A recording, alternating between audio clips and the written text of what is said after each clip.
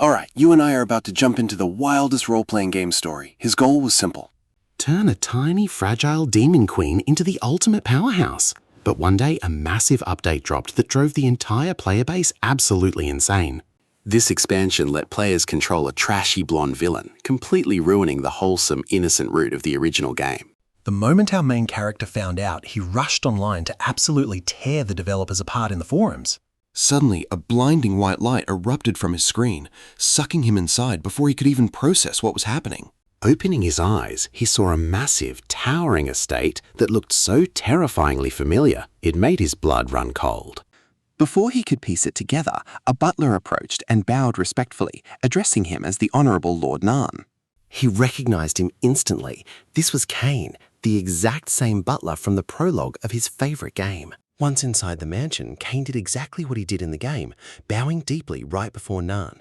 I never imagined anyone would agree to tutor our young demon queen. For that, you have my deepest gratitude. Everything around him was far too real to ignore. Nan finally realized he was trapped inside his favorite game. Meanwhile, the maids were busy dressing the little demon queen. She was trembling with pure nerves, terrified to meet the tutor who had agreed to train her. One of the maids gently tried to soothe her, telling her to keep her head held high. After all, nobody could ever hate such a sweet child. Moments later, Nan stepped forward and stood before Sia. Sia was once the sole heir to the second most powerful demon king in the entire world. But 2 years ago, a devastating war claimed the life of her father and almost all of their loyal allies. At just 5 years old, Sierra had to take the throne. Since then, her family power completely collapsed, crashing all the way down to rank 72. Now, watch closely, because at this rate, her royal crown was in serious danger. As Nan prepared to show his respect, Sia suddenly rushed over and bowed with absolute adorable seriousness. Please speak freely, Master. Treat me as your student and not your queen. Seeing her incredibly sincere little face. Nan reached out almost on instinct to pat her head. From today on, just call me Master. I will turn you into the greatest demon queen in history. But once back in his room, reality hit him like a truck. What did he just do? Did he seriously just agree to mentor Siri? He was a hardcore gamer who knew every single ending and had unlocked every hidden secret. But clicking buttons on a screen and actually protecting a real person were two entirely different things. Worse yet, he had no idea how to use magic. How could he guide a queen? His original plan was to politely decline. Maybe seeing Saya in person made him soft, or maybe he knew all too well the tragic fate waiting for her. Pay attention here, because just as Nan was about to lose hope, a golden light flashed in his eyes. In an instant, the lost memories of this body's original owner flooded straight into his mind. With those memories, he realized this body belonged to an incredibly powerful demon. That changed everything. With this massive power, there was no need to fear. Now he could truly protect Sierra and reach the happy ending he always wanted. The very next day, Nan took Sierra outside for her first official lesson. Learning outdoors was much more relaxing and helped to focus. That was when Nan noticed the stuffed teddy bear Sierra was holding. He had never seen this item in the game before. When asked, Sia sadly confessed the bear was her only friend. There is definitely a massive secret hidden inside that toy, and he will have to investigate it later. Since it's day one, we'll start with mana control. But what about the history of the demon realm? The little queen asked. Kane told me to master theory before trying to control actual mana. Nan patiently explained that Kane was being way too strict. To protect her people, she first needed to understand the true nature of power. Because of that, her main priorities had to be mana, combat, and imperial rule. Sia absolutely loved the idea, though she very seriously assured him that she already mastered royal leadership. Nan found that hilarious. If she already knew it, why was she still being so overly polite to other demons? He snapped his fingers. In that case, let us test it out. Studying is only useful if you prove it with action. Next, Nan personally drew up a custom training schedule. This logbook would guide her to become a great leader. If she did her chores, Nan would reward her with delicious pudding. In the end, you and I both know that affection is what truly decides everything. Let's dive right into today's lesson as Nan breaks down the secrets of mana. This vital life force is determined at birth and gathers right inside a person's power core. So what actually determines how much of that power can be unleashed? Demons, half-breeds, and dragons have internal circuits, but did Sia actually know their purpose? Siri confidently answered yes. Those channels are what release mana. Nan nodded in total approval. See, those circuits are the pathways for power. The more pathways you have, the more mana can burst out. So real power depends entirely on your circuits. What a brilliant little girl, Nan praised. You learn fast. True, starting power is set at birth, but daily hard work can expand those channels. Right then, the raw energy gathered in Nan's palm shot straight up into the sky. Gather enough energy, discipline yourself to widen those pathways, and you can unleash devastating power instantly. That demonstration completely stunned Kane, who had been watching silently from the sidelines. That level of destruction was far beyond any third-rate tutor's lessons. Kane was finally convinced that with Nan's guidance, Seiya would become completely unstoppable. Word quickly spread across the kingdom that the Demon Queen Seir had finally found a mentor. However, the high-ranking Demon Kings, those up at level 60, did not care at all. But pay close attention here, because to certain rivals, this boring news was incredibly intriguing.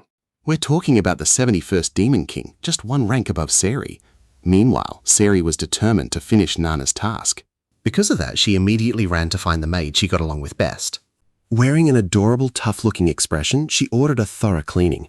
This sudden attitude shift left the poor maid completely bewildered.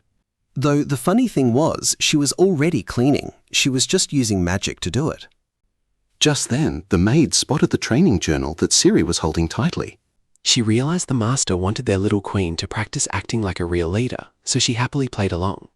"We will clean thoroughly on your command, my lady," she said. Seeing her mission succeed, Seir got visibly excited. She turned, announcing she was heading to class, while the maid smiled warmly behind her back. Her Majesty is truly adorable. Soon after, Siri skipped back, happily singing on her way to meet Nan. Right there, with massive excitement, she bragged that she had finished every single chore he assigned. As a reward, Nan offered to gift her a plushie just like her white bear. Siri's eyes lit up with pure joy. But looking over at the butler nearby, she noticed Kane's furrowed brow and worried expression. Siri immediately hung her head, sadly saying that it was fine and didn't matter. Even if she got nothing. You see, the castle's biggest struggle was still a massive lack of money. Struggling over a plushie, I bet you and I were both waiting for Nani to take over the finances. He knelt down and patiently asked if she would let him temporarily manage the castle's funds. Seeing her confused little face, he knew she did not grasp the massive scale of his offer. Then he turned to the butler, asking him not to misunderstand. It wasn't about incompetence, but focusing on individual strengths. So let me handle the area where I'm an expert. Soon I will make Siri surpass all other demon kings. Just then, she gently tugged his sleeve. Looking up at him, she said sweetly, "Master, I trust you. Please get lots of money for us."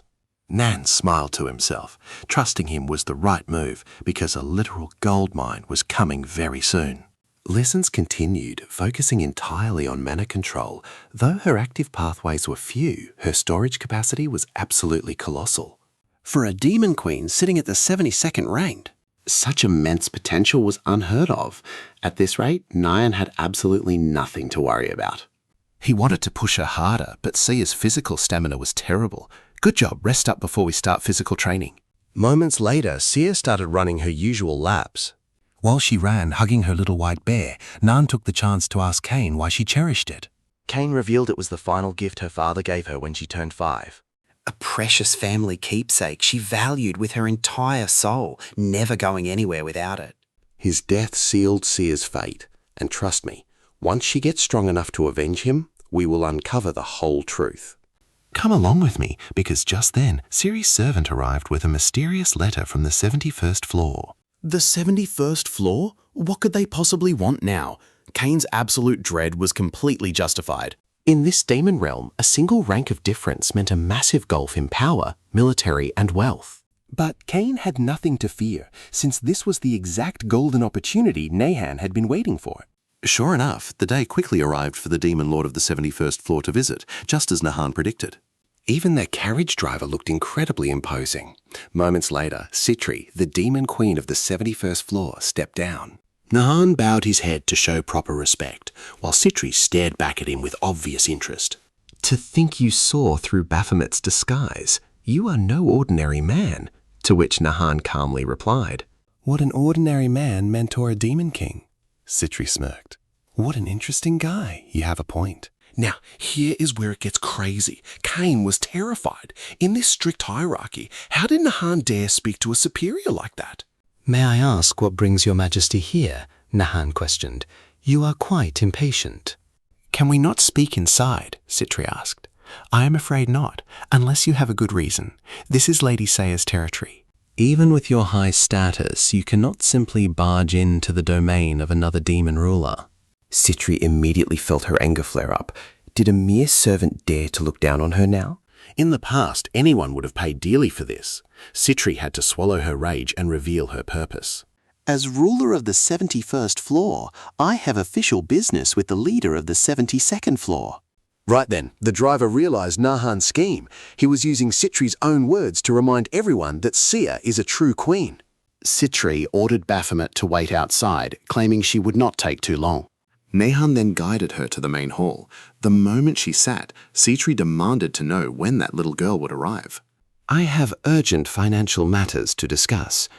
She then glared at Nahan, questioning the reason behind his bold attitude. Are you trying to win me over with that absurd confidence?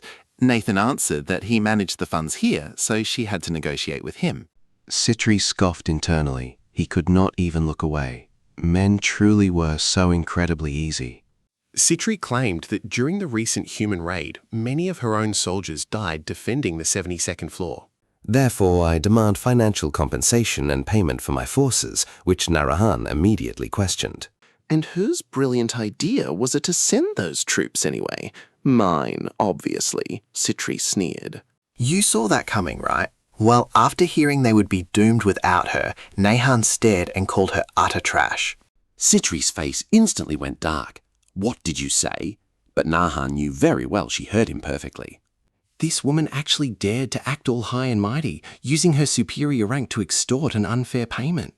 Enraged, Citri stomped, shattering the coffee cup right in front of her. Are you insane? But Nahan remained completely unfazed. Does being called trash trigger you so much? He asked, easily enduring the terrifying pressure radiating from her. Nahan raised his hand, shielding the nearby servant. You forced useless troops on a vulnerable queen, and now you demand cash? If that does not make you absolute trash, then what does? Citri's rage finally exploded. Your disrespect knows no bounds. You brought this on yourself. A split second later, her attack was already flying straight at Nahan. Nahan originally planned to settle this peacefully, to preserve some of her dignity. But now it looked like he had to switch plans. Then he simply snapped his fingers in the air. The rushing flames vanished instantly, making Citri leap up in shock, while Nahan spoke with absolute composure. We are all civilized demons. Why not talk it out? I have a highly interesting proposal for you. A nameless nobody dares to propose something to me, Citri scoffed. Of course, because I know you cannot refuse. After all, it is about your seal. You once held rank 12, but your power plummeted from that curse. If you only came here to repeat what everyone already knows, then get out of my sight. Nahan continued. You can't conquer upper floors because your power ceiling stone is hidden in territory ruled by a mid-rank demon king, or even higher. So why not make a deal? I will break those chains binding you. Citri stared intensely, demanding how he planned to pull off such a feat. Nahan simply gazed at her. You have already witnessed just a fraction of my true strength. In the end, they signed a peaceful treaty, and trust me, you and I are about to watch his epic rise. At the very least, this agreement would benefit them both. The absolute power Nan possessed completely eclipsed Citri's ultimate form. Let's find out together if this massive gamble, risking only a tiny fraction of his immense power, actually works. The moment Nan signed the contract, their blood immediately seeped and bonded into the parchment. There was no turning back now. Every single pact had to be fulfilled. Agreement sealed, Nan turned to Siri. Siri, starting today, Citri will assist us. The young girl didn't hesitate to offer her sincere thanks. Thank you, milady Citri. Don't mention it, she replied. Let's get along, kid. Hearing that, Nan's expression instantly froze. We are allies now, yet you dare call her a kid? It seems Her Majesty Citri needs basic manners lessons. Citri had no choice but to back down. Fine, there's no need to teach me anything. I'll behave. Let's get along from now on, Lady Sierra. Nan smirked. Well, look at that. You can do it. You should have spoken like that from the start. Now, let me explain how we'll fulfill the contract. From this moment on, Her Majesty Citri will also be my student. This declaration absolutely enraged the Demon Queen. What kind of nonsense is that? She demanded. Nan remained calm. I know you are famous among demon kings. But right now, you're just an average demon queen with mediocre power and basically zero real influence. Now watch closely, because Nan's next words are about to completely tear down the demon queen's fragile pride. Did you really have to go that far?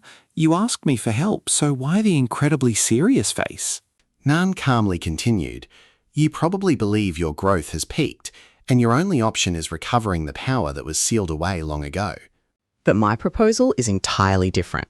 Even now, you can become much stronger within this game. This way, Citri could still seek her lost strength while growing vastly more powerful throughout this entire journey. And she'd remain Saya's loyal ally. You shouldn't make jokes with a demon queen, Citri warned him coldly. I'd never joke about something so serious. Regardless, we must begin our deal. You may leave for today. Come back when you have time, Citri. You want me to visit? I'm a demon queen. You should visit me. Suddenly, Saya wrapped her arms tightly round Nan. No, he's my teacher. Nan simply raised his hands. You heard her. My hands are tied. Citri sighed in defeat. Fine, once a week will do. Norn nodded. If that satisfies Her Majesty, then we have a deal. But Citri immediately grew highly suspicious of him. Implying I'm desperate to see you? Nan simply replied with a quiet, who knows? I know what you're thinking. Alliance secured, right? Well, think again, because brand new trouble is already brewing. Days later, Nasan informed Citri that he wouldn't be able to teach her for quite some time. He was completely swamped organizing the military troops, leaving 0 free hours, so he requested Citri to assist directly with the task. Then he turned back to Sia. Your Majesty, I have one final, rather bold request to make. Would you deliver the final blow? Greetings, Commander Al. The warrior stared at Nan with deep curiosity. My Lord Mentor, why have you arrived with the Queen? Her Majesty looks as absolutely stunning as ever today. We came to inspect the grounds where Sayir will learn swordsmanship in the future, while handling a few other vital matters. Vice Commander Varuna couldn't help but speak up. So, Lord Nan, is maintaining military discipline just an afterthought to you? Nan shot back coldly. Keeping that basic level of military order should be obvious, don't you think? Vice Commander Varuna froze. Obvious? Have you ever actually commanded troops before, with all due respect, Lord Nanan? But uniting soldiers from entirely different factions is no simple feat, Nan answered smoothly. You really think so? Then watch how it's done. Nan immediately guided them straight to the active training grounds. Vice Commander Varuna was incredibly skilled and dedicated, but his ultimate loyalty belonged solely to Queen Sia.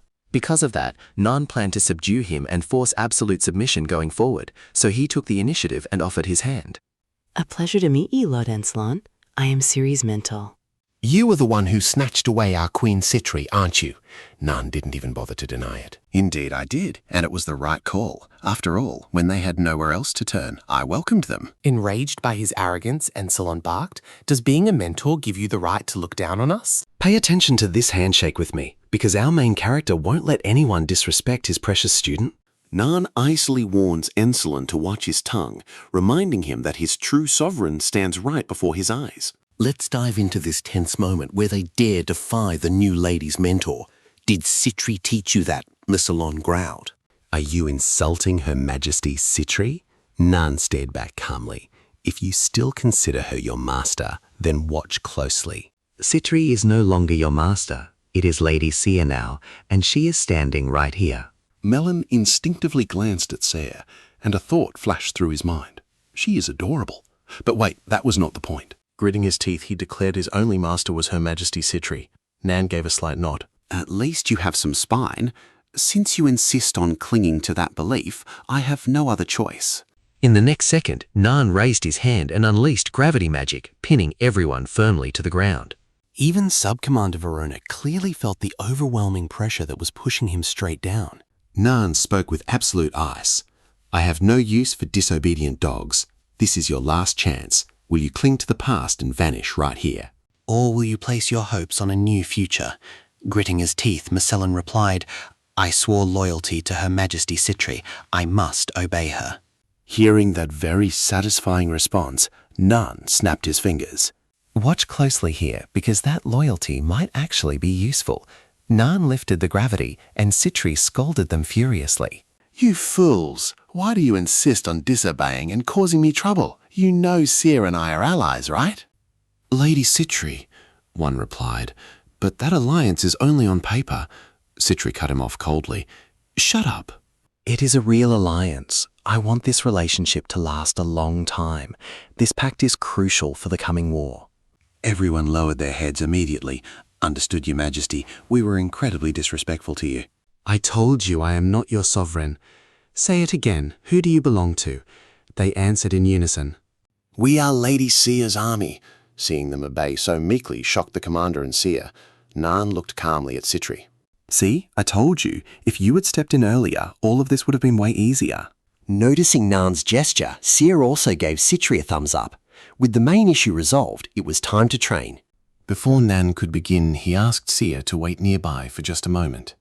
But Seer's tiny hand kept clutching his clothes tightly, flat out refusing to let go of him. I know what you're thinking. She is absolutely adorable. Nan just sighed at this cute, stubborn display. There was nothing he could do, so he scooped Seer up and let her sit on his shoulders. Watching from the side, Citri complained right away. He said you would train me, so when do we start?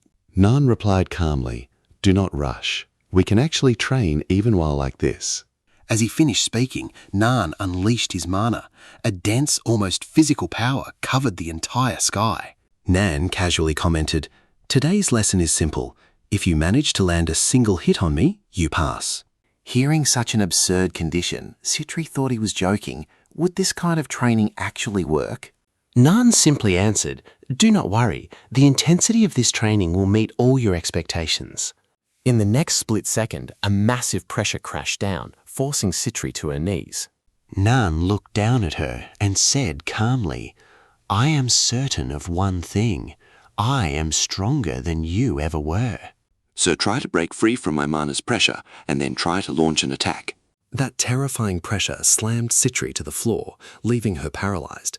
To Nan, a strong Citri would be Seer's ultimate weapon. Seer's own personal strength was important, of course, but with Citri's full backing, She could expand her influence and power much more easily.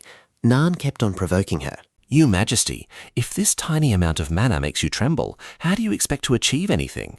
If you feel insulted, then just quit. The level where Citri's power was currently sealed required her to be at least mid-rank. if she wanted to survive there, she first had to adapt to that crushing high-level pressure.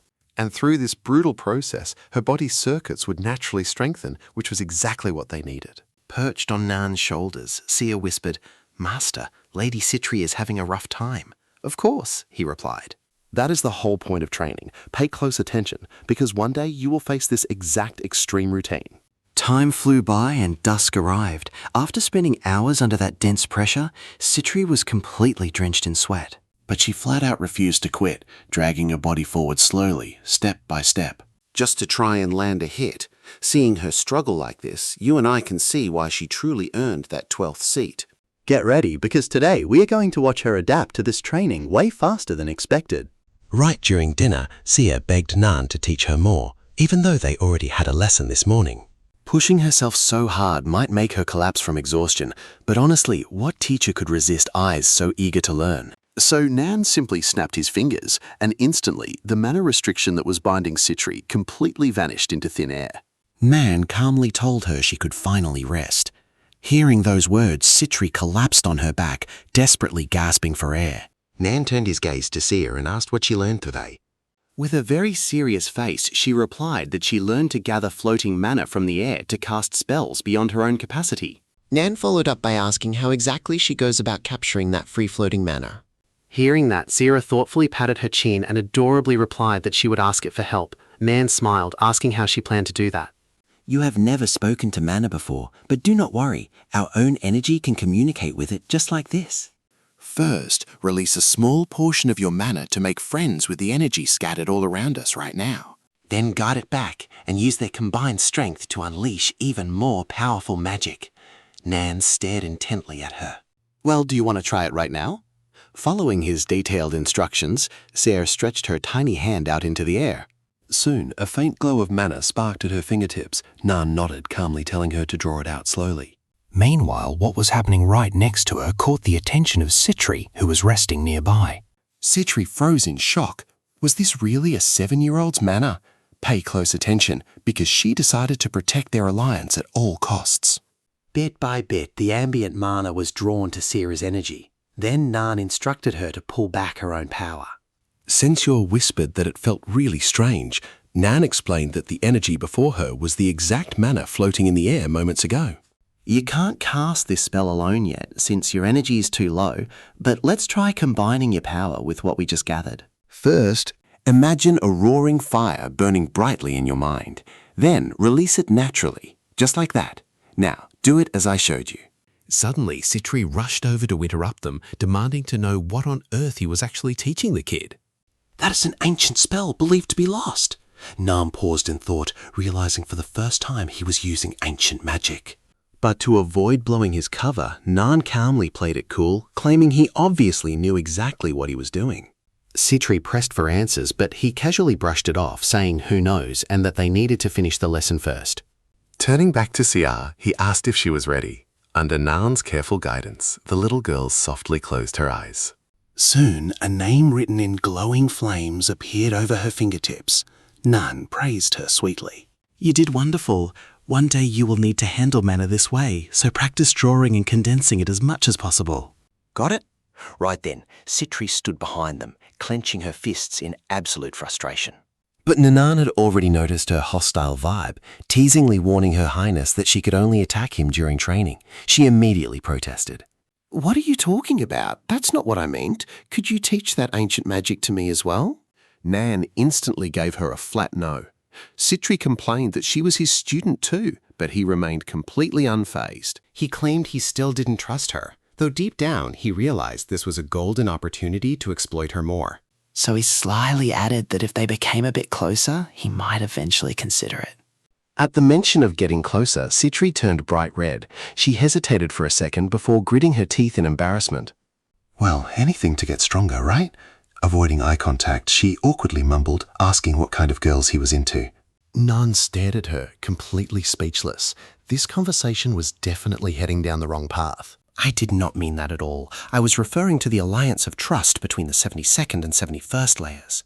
Citri froze. Is that what you meant? You should have said so from the start to avoid any misunderstanding. Just forget I said anything. Honestly, you and I probably would have laughed seeing Sirius stare at them completely confused. Night fell quickly, and Nan returned to his room to rest.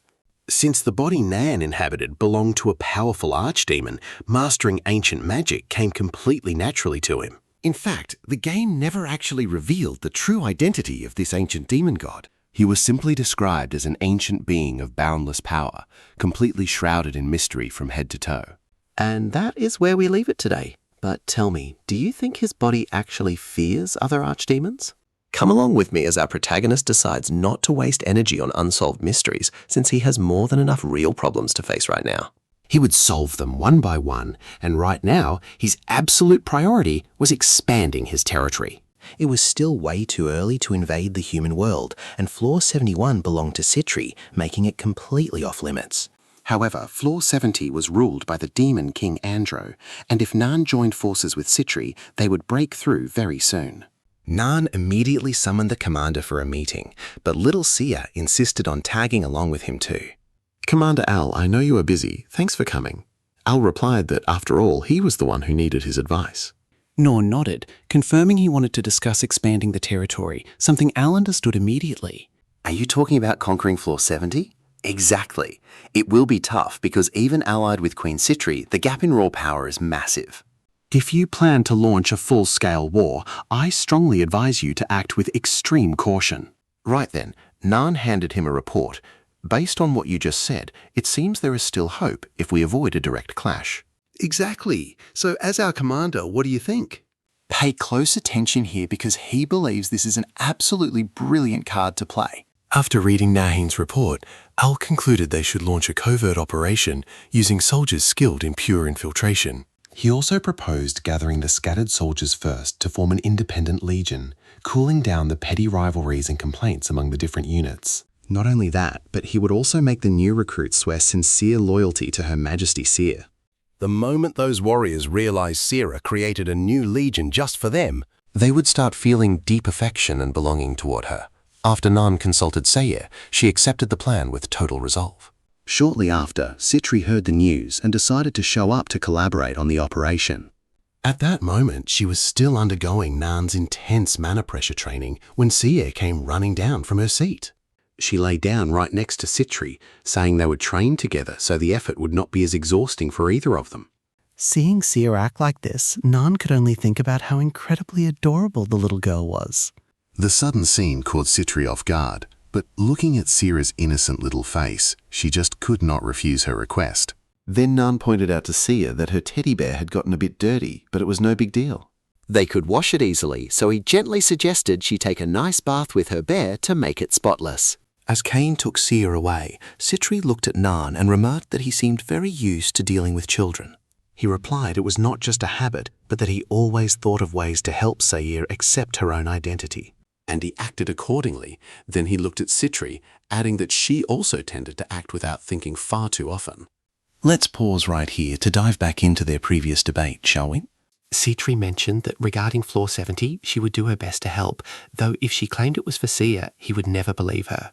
The truth is, I was actually preparing for war long before this. This completely intrigued Nan. In the original timeline, this conflict would happen much later. Had his own interference with fate accelerated these events? Still, he had no reason to reject her, so he asked how exactly she planned to help. Citri frowned. You are shameless. Just tell me what you want me to do. Nan explained his plan, leaving her completely stunned and confused. You want me to go and pretend to start a fight first? He calmly replied. She caught on quickly, just as expected of Her Majesty. Citri narrowed her eyes, asking why she should risk playing the bait. In response, Nan simply handed over a stack of documents. Reading them, Citri instantly got his move. It turns out Andro had openly insulted Eren. And now a massive rift has formed between them. Eren is one of Floor 70's greatest powers. She knew Andro was a total idiot, but did not expect him to be this shameless. With Eren's stubborn personality, he will never accept an apology. This is an absolute godsend. Nan nodded. Exactly. I plan to draw Eren to our side by sending someone from our camp as a negotiation representative. Citri narrowed her eyes. I think I know who you plan to send, but how will the rewards be split? Nan calmly replied, We split the territories and funding 50-50. What do you think? Citri was shocked, as she fully expected him to demand a much larger piece of the pie. Nan casually replied that since they were allies, keeping their pact strong was worth any price. Citri was still skeptical, admitting she was truly starting to find him highly suspicious. Nan concluded that believing him was her choice, and as they resumed training, we just witnessed the setup for an epic plan, right? Get ready, because you and I are about to see him pressure Citri, making her completely freeze up. The man was utterly ruthless. Right after Cain helped Sia clean up, she rushed off to find Nan.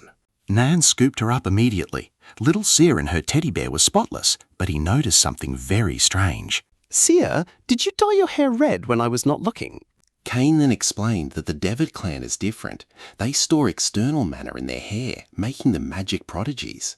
When Nan showed Saya how to use that mana, she seemed to absorb it completely naturally.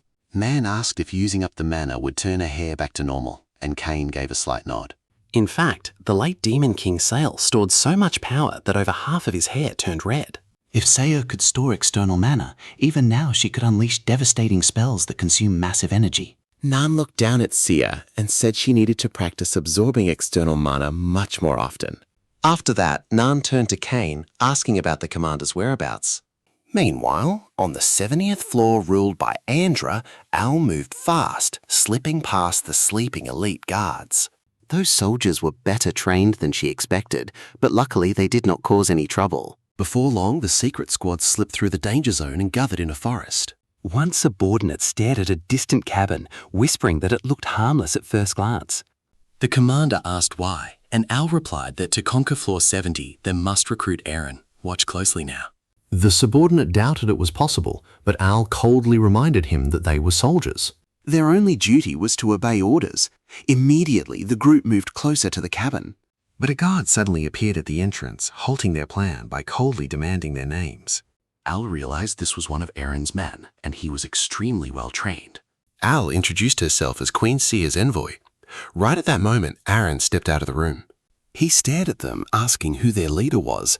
Hearing this, Al removed her mask to reveal her face. Everyone froze in shock. They wondered if this was really Al, one of Sail's 4 legendary swords. They were all supposed to be dead, but Al calmly replied that she abandoned that title long ago. Now she was Queen Seer's weapon. Aaron stared, asking if they actually planned to invade Floor 70. Do you really think it is possible?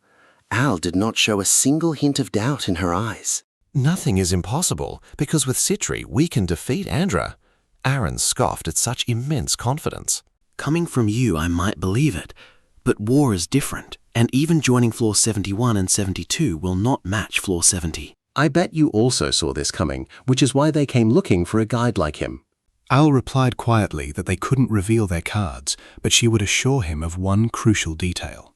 For Saya, 100 warriors like me couldn't even scratch the man beside her. Aaron frowned in disbelief.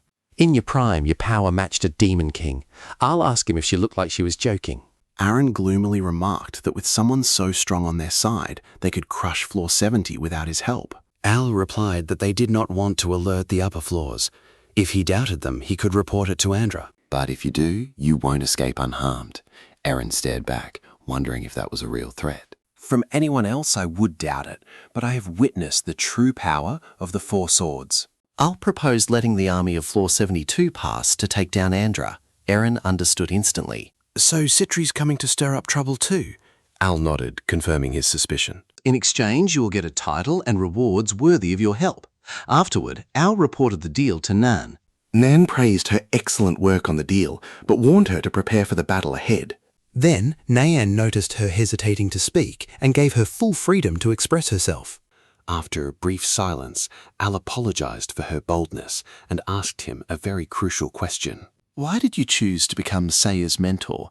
Someone of your tier shouldn't hold such a humble position. Compared to your amazing skills, it seems like a waste. And with that big mystery, we are done for today. You and I both know that with power like yours, this is an absolute waste of talent. Let's dive in and see why someone so incredible would choose Floor 72, the absolute worst level, leaving her completely baffled. Are you worried I want to usurp the throne? He asked. Al did not deny it, answering with a simple yes. That possibility was not zero, but he knew if he told her the truth about this game, she would think he was crazy. A cheap excuse would not work either, since Al did not seem like someone who could be fooled so easily. He had no choice but to explain with complete honesty why he fell in love with this fascinating game. He wanted to raise a demon queen with his own hands, someone who was once the weakest, most despised creature. Imagining the day she would rule the entire underworld was the most exciting thing ever. Hearing this, Al frowned. So it is just to satisfy your personal desire? She asked. He admitted it was at first, but now he loved this place. For starters, he adored the little Queen Seer, and then there was Kane, the most loyal, reliable strategist in the kingdom. Leah had such a warm heart that he could trust her completely with the castle's internal affairs. Cecily was highly clever with work and people, while Mogul was one of the finest chefs in the demon world. Vice Commander Varuna could be a bit rebellious at times, but when it came to skill and unwavering loyalty, he was flawless. And to top it off, they had a powerful, intelligent, and staggeringly beautiful commander. Pay attention here, because he genuinely loved Floor 72 and its people. This place perfectly matched his tastes. So do not worry. As long as you stay, I will never be the one to betray you, he assured her gently. Thank you for answering my question so honestly, she said. But he clarified that her loyalty belonged to Saya. You are the most loyal to her. You asked me that to protect our little queen, did you not? He added. As she left, Al felt a warm relief. Their queen was truly blessed to have such good people by her side. The next morning, Saya came to play. However, he was too busy going over the kingdom's financial accounts. Since she was there, he decided it would be a great time to give her a quick, important economics lesson. Holding a report, he explained that crops were damaged because of a recent invasion by human adventurers. This is a plea for help because the people have nothing to eat, he said. Seer immediately replied they must feed them. There was still meat and grain from last year in storage, but should they just give it all away for free? Ciro shook her head and said, "No, we can donate some, but the rest should be sold at a very low price." And what will we do if the farmers have no money to buy the food right now? He kept questioning. I know you might think this is tough, but Saya immediately proposed an incredibly clever grain loan system. Farmers would receive grain with minimal interest and repay it after harvest. This solved the shortage without resorting to pure charity. Plus, the castle would not suffer any losses. Right at that moment, Leah entered the room to greet them. "Pardon the interruption, but it is time for Her Majesty's snack," Leah announced. He told Sia to go eat. Seeing how the little girl's face lit up instantly, he could not help but think she was absolutely adorable. However, just as the little queen was about to leave the room, she stopped and turned around to look at him. With a bright smile, she invited him to eat with her. Leah was shocked, since the queen never shared desserts. Touched by such a sweet offer, he happily agreed to join her and try the treat she loved so much. It was obvious he had won the little queen's trust, seeing how she was sharing her most precious treasure. Just then, Butler Kane approached with a very serious look, holding a mysterious letter in his hand. He reported it came from floor 71. Opening it, he discovered with satisfaction that everything was ready. Things were getting interesting. Meanwhile, Andro, the king of floor 70, was finding out that war had been declared on him. "Your Majesty, you must proceed with caution," they warned. "Caution?" he sneered immediately. "She is just a clown riding on borrowed strength," Andro said, but his subordinate reminded him she was once a powerful queen. She lost her power, but she is still cunning. Are you implying she has some hidden plan? He asked coldly. "Who could she possibly rely on to make me fear her?" he demanded. His subordinate answered there were several possibilities. Rumours suggested that floor 71 and floor 72 had formed an alliance. Furthermore, spies confirmed that Citri was constantly visiting floor 72, proving they were collaborating closely. "How naive of her to declare war just because she trusts floor 72, Andro mocked. And trust me, floor 72 might look weak, but their commander is one of the feared four swords of Zale. All right, stick with me here. Rumors say the new royal mentor of the 72nd floor is no ordinary demon. An annoyed Andrew snapped back. If this guy is so incredible, why lower himself to play teacher on that floor?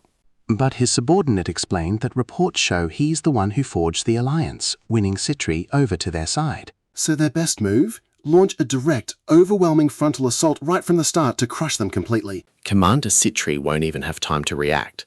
Plus, I have a secret plan I need to report in private. Andro smiled wickedly, loving the plan. It was time to show those arrogant pests on floors 71 and 72 what real power looks like. He ordered his men to bring him Eren immediately, but right then, a panicked soldier burst through the doors. "My lord, terrible news! The Demon King's army has already set up camp right outside our castle gates."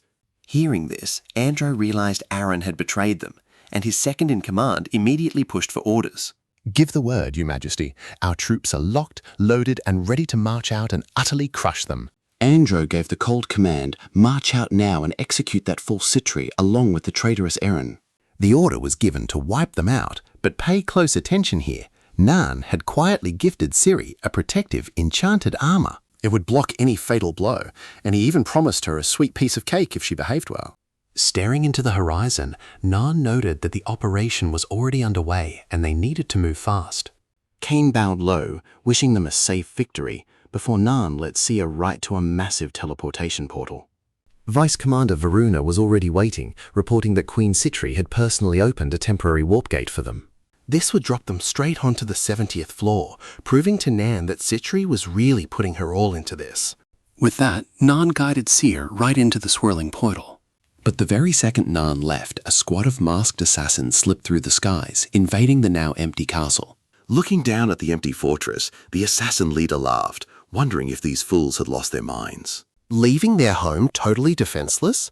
Sounds like we need to teach these idiots a painful lesson. These killers belonged to Duncan, a deadly captain under Demon King Andrew, sent to wipe out every single survivor left behind. Meanwhile, Nan and his crew successfully stepped onto the 70th floor. Yet Varuna remained deeply worried about their home, quietly warning that Andro had a ruthless squad trained exclusively for silent assassinations. He terrified himself, thinking they would strike the vulnerable castle while everyone was away. Nan calmly brushed off the threat, and I know what you're thinking, but look at how Butler Kane completely obliterates the first assassin with one punch. That absolute monstrous display of power totally caught the elite killers off guard. They never dreamed a humble castle butler could wield such terrifying, raw, destructive force. Hoisting an assassin by the throat with one hand, Kane calmly mentioned he didn't recall inviting any guests. So, who are you? Meanwhile, another intruder gets violently hurled straight through a glass window. That's when Cecily the maid cheerfully pops her head out, proudly announcing her area is already completely swept clean. Leah struts through the main gates as well, effortlessly dragging 2 unconscious elite assassins behind her. Even the rat that snuck into the kitchen got tenderized by Chef McGall. Yeah, these guys are perfectly fine. The intruders were the ones in deep trouble. Nan had predicted this sneaky trick years ago under the old Demon King. He had handpicked this elite staff specifically to counter surprise raids. They kept a low profile and rarely fought, but watching them coordinate now, Nan was seriously impressed. Their flawless synergy and tactical prowess proved they were an incredibly formidable home defense squad. Just then, Varuna saluted and asked Nan for further orders, but Nan quickly corrected him on one key detail. I am not the master you serve here. Your true loyalty belongs solely to Demon King Seer. Varuna bowed deeply, acknowledging this, and requested orders from Seir, who gave Nan an incredibly intense look. He requested that his master Nan handle the field command, putting a proud smirk on our hero's face. Happy to oblige, Nan took the reins just as Commander Al's frontline forces clashed head-on with Aaron's troops. Nan ordered Varuna to charge in and back them up, while little Siri cutely asked where they were heading next. Follow along to see what happens when they finally reach Queen Citri. Trust me, you and I never expected Aaron's unstoppable army to sweep through their defenses this easily. All right, you and I are about to see Baphomet trembling over Naya's terrifying information network and strategic power. Yes, he is highly dangerous. If we act now, maybe we can... But before he could finish, Citri coldly interrupted him. Baphomet, if that were possible, do you think I would be sitting here? Listen carefully. Never cross paths with that man. One wrong move and Floor 71 will fall too. We will only play our part to claim the reward. Citri declared. Baphomet immediately bowed his head, replying, "As you command, Your Majesty." Watching the flames of battle, Citri thought it was a spectacular start. Meanwhile, Demon King Andro learned that Aaron had breached the castle. Andrew was burning with absolute rage. This damn war should have never ended like this. That miserable traitor Aaron. Even killing him won't satisfy my fury. If he wants to come, let him. I will tear them to pieces with my own sword. Right then, a massive explosion blew the castle doors open. Andro sneered, saying, "Looks like they've arrived." As the smoke cleared, Commander Al appeared, leading Aaron and his elite squad. The castle guards reacted instantly and lunged forward, launching a savage attack. Al coldly asks if this is how Floor 70 treats guests. Now watch closely how Andrew glares at Aaron. Aaron, do you think you can just waltz in because one of Sale's 4 swords backs you up? You bastard. I will tear you apart myself. Suddenly, Al moves at lightning speed, slicing the guard in her way in half. Next second, she stops Andro's giant hammer cold. Smirking maliciously, he asks, "Do you really think you can take Floor 70? Then let me personally test if you actually have the power to make it happen." As he speaks, his massive mace crashes down on Al, but she reacts with insane reflexes, dodging the lethal blow just in time. Andro scoffs. You are fast. No wonder Skya's prey always managed to slip right through your fingers. But how will you handle this? Out of nowhere, Andro spins around and tears the head off one of his own men. This gruesome scene leaves Commander Al completely frozen in shock. Whew, things are getting extremely intense right now. Suddenly, a colossal snake of monstrous proportions erupts directly from the headless corpse. Its giant abyssal jaws snap straight at Al. Meanwhile, Nan has already reached the high platform where Citri is watching the entire scene. Citri asks, "I did everything you asked of me." But can you beat Demon King Andro? Honestly, I love how confident Nan is, replying, "If I'm here, I have confidence." Then, Nan hands over little Siri, whom he was carrying, asking Citri to protect her, since bringing her to the battlefield would be too distracting. Nan kneels down and tells Siri, stay here and play with your new friend for a little while. I'll be right back. But right at that moment, Nan senses a bizarre presence that shouldn't be here. Realizing that Commander Al is in mortal danger, he decides he has to step in immediately. In the blink of an eye, Nan vanishes from the platform, teleporting straight into the castle. A move so fast it shocks even Citri. Right then, one of her underlings creeps up and whispers in her ear, Your Majesty, Citri. This is our ultimate chance. But Citri coldly shuts him down. Silence. This is a test of my loyalty to our alliance. So do not do anything foolish. Treat Siri with the exact same respect you show me. To be honest, that adorable little girl has really grown on me. Meanwhile, in the Grand Hall, Andro sends the Vice Commander flying with a single hit. The sheer destructive force of the impact leaves a massive crater blasted into the back wall. Andro grins sadistically, sneering. Keep fighting if you want. It is useless. I will end all of your lives right here. On the other side, Commander Al finds herself completely trapped and choked by the giant serpent. Such devastating power makes her realize this is no ordinary demon, but a beast close to a high-ranking demon king's level. After struggling in vain, Al runs completely out of strength, closing her eyes as she surrenders entirely to despair. But when she opens them again, she is shocked to find the massive serpent restraining her has already been decapitated. After saving Al, Nan is already stomping directly on Andro's head, glaring down with utter contempt. So you are the Floor 70 Demon King. I came to give you one single chance to surrender. Pinned under his boot, Andro cannot believe this is happening to him. Nan's power was completely beyond anything he could ever comprehend. That overwhelming manner made him feel like he was facing the absolute #1 Demon King Das.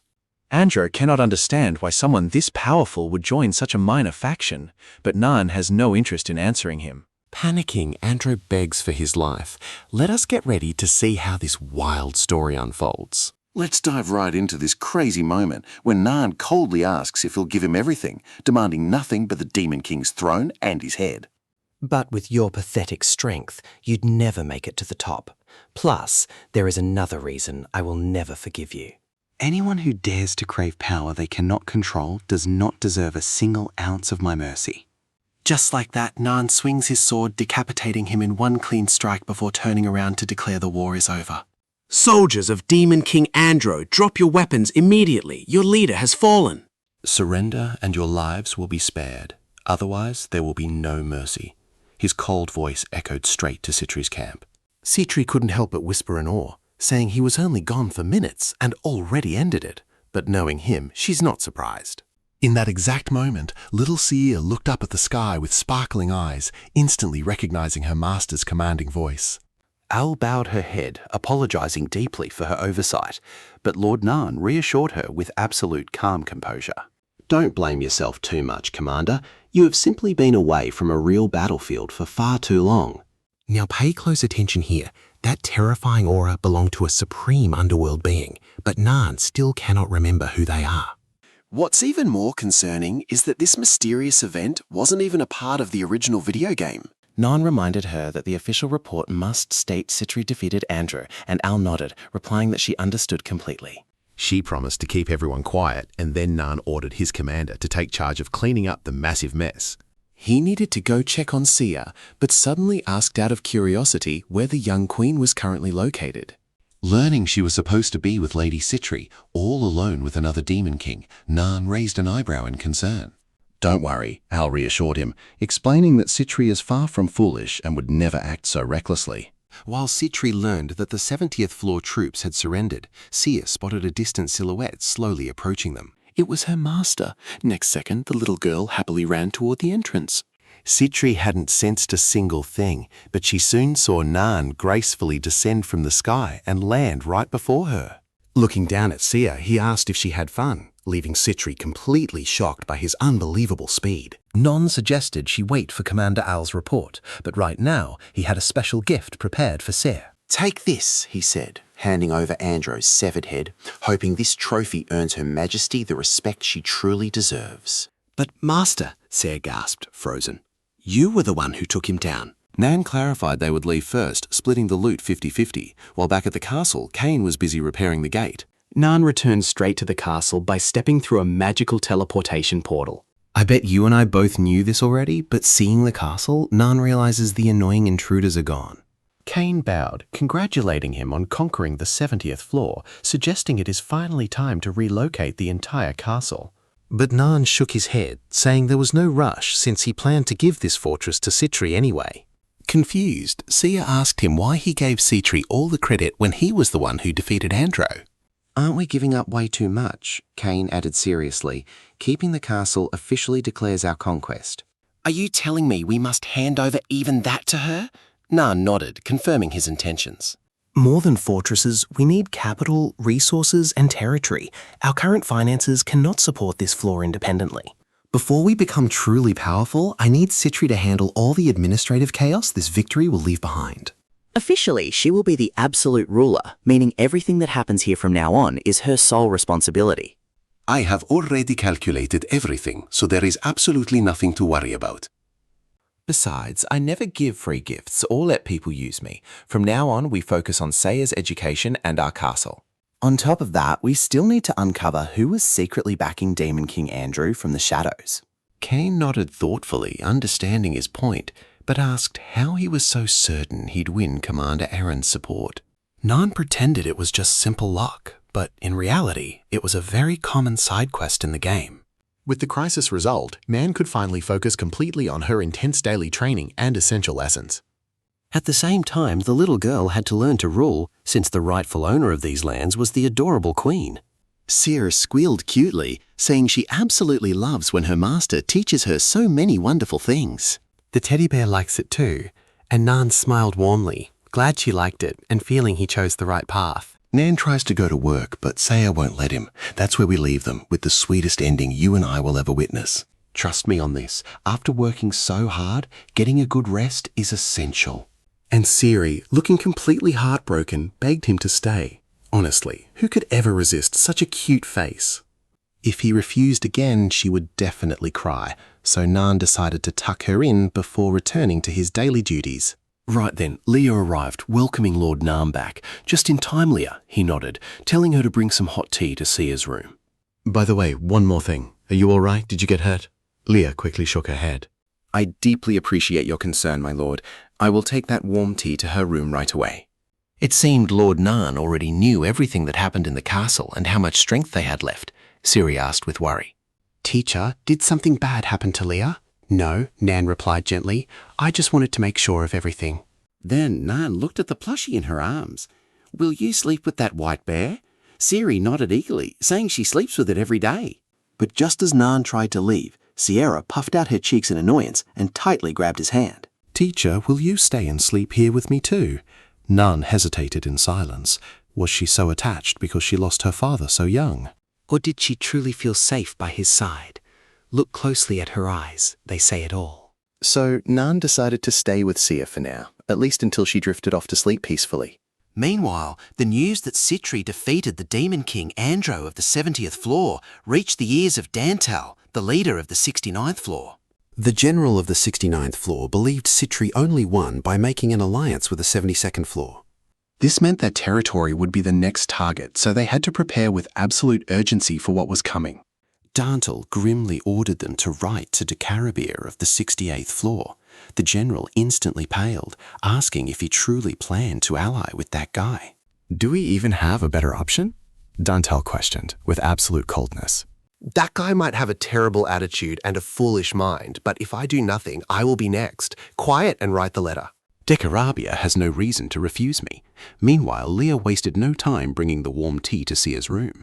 Stepping inside, she discovered Nan had fallen asleep beside the little girl while watching over her. Seeing this sweet scene deeply touched Leah's heart. Shortly after, Citri appeared before Nanan to report on the war loot she had finally finished organizing. Since Nan granted her the castle on the 70th floor, their faction would have the absolute right to claim the best treasures first. Nain reminded her that she would be extremely busy managing all the newly conquered territories. But do not forget, you must come to train every week without fail. Citri nodded, telling him not to worry since she knew exactly what to do.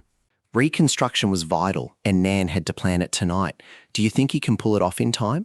At that moment, a maid entered to report that little Siri would not be able to attend her classes today. Hearing the reason, Nan suddenly stood up in shock. He never imagined Saya would have a high fever, especially when she looked perfectly healthy yesterday. Did he push her too hard during training, or did the harsh battlefield environment finally affect her health? The maid immediately tried to calm him down, explaining it was likely just a common cold and nothing to worry about. Kids her age often get sick out of nowhere. Nan took a deep breath, knowing she was right since Siri was still so young. It was completely normal for her to fall ill sometimes, but Nan realized he should have expected it. This was no longer just some virtual game. It was real life. He had to finish his duties quickly to visit Saya. Soon after, Nayan entered her room carrying 2 cute stuffed animals. Sia was absolutely thrilled, hugging the toys and laughing happily. But that was not enough, as Nan prepared way more. Before long, a massive mountain of plushies completely buried little Siri. However, all of that was nothing but a sweet dream Sarah was having while she slept. Back in reality, Nan watched over her with just one plushie. Hearing her sweet sleep talk, he knew she had to be dreaming of something wonderful. Fortunately, her temperature had already dropped. At this rate, she would surely feel much better tomorrow. Just as Nan was adjusting his chair to sit by her side, Siri slowly opened her eyes and woke up. Seeing her, Nan gently stroked her hair, telling her to keep resting while promising he would not leave her side. Siri sleepily asked if they could review the documents today, but Nan immediately refused, saying she had to rest well. We will look at them together tomorrow. Right now, the only thing that matters is getting your health back. If you are still sick tomorrow, you will miss the delicious pudding and feel so sad. At dawn, the butler brought the official war loot list. Among all those valuable treasures, there was one specific item they absolutely had to retrieve from the 70th floor. This gear was crucial in the game, and trust me, its power will rewrite our entire story. Come with me to find that hidden item Nine only uncovered on his final Route 40. Who would have guessed such a crucial item was hidden on floor 70 so early in the game? Norn stared directly at Kane and gave a very serious order. Make sure this gear is ours. We absolutely cannot afford to lose it. As for the rest, take what you like and leave it to the captain. Kane nodded. Understood, my lord. But, my lord, are you sure about this, Mark? The list says Nan needs an unknown broken sword with a completely shattered blade. Shortly after, Nan guided Siri straight toward the treasure warehouse. Stepping inside, Siri's eyes locked onto the glowing gems. Shimmering gold coins also caught her attention right away. To Nan, these riches were nothing new, but the others had clearly never seen such massive wealth before. Hardest to believe was that this was just what remained after already distributing half of it. Just then, nearby subordinates greeted Siri, and she returned their welcome with a gentle smile. Soon, 2 guards brought a box. This is the item Lord Nan ordered us to guard so carefully. Please confirm if this is the item. Nan nodded. Yes, you did an excellent job bringing it. The legendary blood tier sword gets its name from its embedded red gem. Infuse it with mana, and the blade looks like it is weeping real blood. In the game, equipping it multiplied your growth speed by 5. Look closely here. It had the highest attack power, and one special spell made it completely broken. Its strength became terrifying. Under Siri's curious gaze, Nan smiled. This is my gift to you. It is broken now, but I know how to fix it. Let us finish sorting the loot first, then restore it together. The moment Nan promised it would shine again once repaired, Siri looked completely hooked by the idea. As Nan distributed the goods, Siri kept staring at the shiny gems, so he told her to take them if she liked. After all, everything here belonged to her anyway. Hearing that, Siri chose a crimson crown. Naturally, noble blood never lies. After picking her treasures, Nan led Siri deep into the castle underground. Nan knew exactly where the fragment was, so navigating the split paths was no issue at all. Soon he reached a pile of rubble, and right on cue, Nan found the other half of the broken sword. Do not blink now, because here comes the most critical part of all. Nan released massive mana, blasting the rubble to reveal a hidden path leading to a door guarded by a massive winged stone demon. Seeing this, Nan swept Siri into his arms. From here, we just need to pass this gate. Sensing the trespassers, the stone beast awoke instantly and stepped forward to block their path. Since the gargoyle race was almost extinct, Nan had no intention of killing this ancient guardian. Instantly, Nan unleashed an overwhelming demonic pressure, paralyzing the stone guardian with absolute pure terror. Feeling the massive gap in their power, the gargoyle dropped to its knees and swore loyalty to Nan. An ancient stone giant of that size would be useful later, so Nan ordered him to wait here until his return.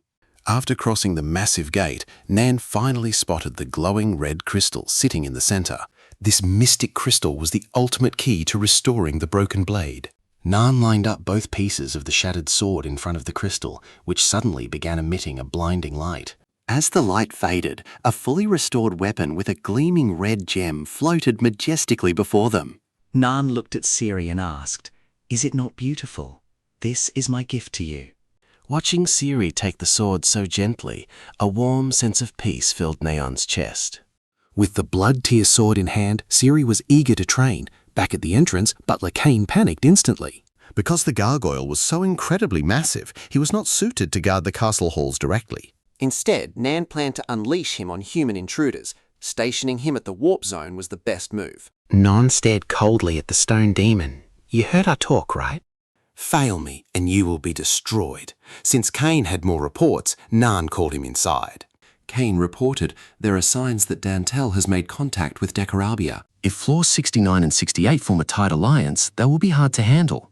Direct war is out, but we will not sit idle. Stay with me to see what path they choose next. Kane warned that he was going to shake Dantel's foundations, but his faction is powerful and he's no fool like Andro. Come along with me. Dantel's faction is famous for its merchants, who believe business drives every single floor. Nan casually pointed out that merchants valued trust above all else. We just need to destroy it so they collapse on their own. Kane frowned, admitting he was right, but reminded him that such trust was built over a very long time. How can we destroy it overnight? Nan calmly replied that he never said it would be a quick process. Supporting Siri in securing her base will take at least 5 years, so we will slowly dismantle Dantel's economic policies. We will compete, but we will only do business on floor 70. That way it won't affect us directly. Kane understood instantly, realizing he planned to use Her Majesty Citri. It is not using her, Nan corrected. It is cooperation. Kane asked if Her Majesty Citri would take that risk. Nan told him not to worry, since this proposal would be extremely tempting for her. Now pay attention. This is where it gets interesting. We're selling goods that don't even exist in this demon realm. Shortly after, a wild rumor began to spread across all the human kingdoms. They said only a few guards protected the demon territory, making it incredibly easy to raid. An adventurer excitedly claimed they could make a fortune hunting monsters since ram horns had become highly valuable. I know a place packed with ram-headed beasts, even young ones, so grabbing their horns will be a piece of cake. Another immediately agreed, excited to head straight into the demon realm to make a massive amount of cash. Before long, a greedy group united by their desire for quick wealth arrived at the teleportation platform. Leading them were 2 powerful adventurers ranked at A-. Everyone believed that with these elites around, wiping out the demon scum would be total child's play. But rumors still lingered about people entering and never returning. Soon enough, the group successfully reached their destination. To their absolute surprise, it seemed like every single guard along the path had vanished into thin air. The hunters wondered if the demons abandoned this level, recalling the theory that the demon realm has multiple floors like a giant tower. Just then they spotted their prey. Off in the distance were the ram men. Watch closely now. The group crouched down, completely ready to begin their hunt. At that moment, the A- rank leader ordered that all horns would be his, and they could keep the rest. One guy couldn't help but complain, muttering that the horns were the entire reason they came. The other adventurer released his crushing mana pressure and said coldly, "Kid, you're still young. Obey if you want to live."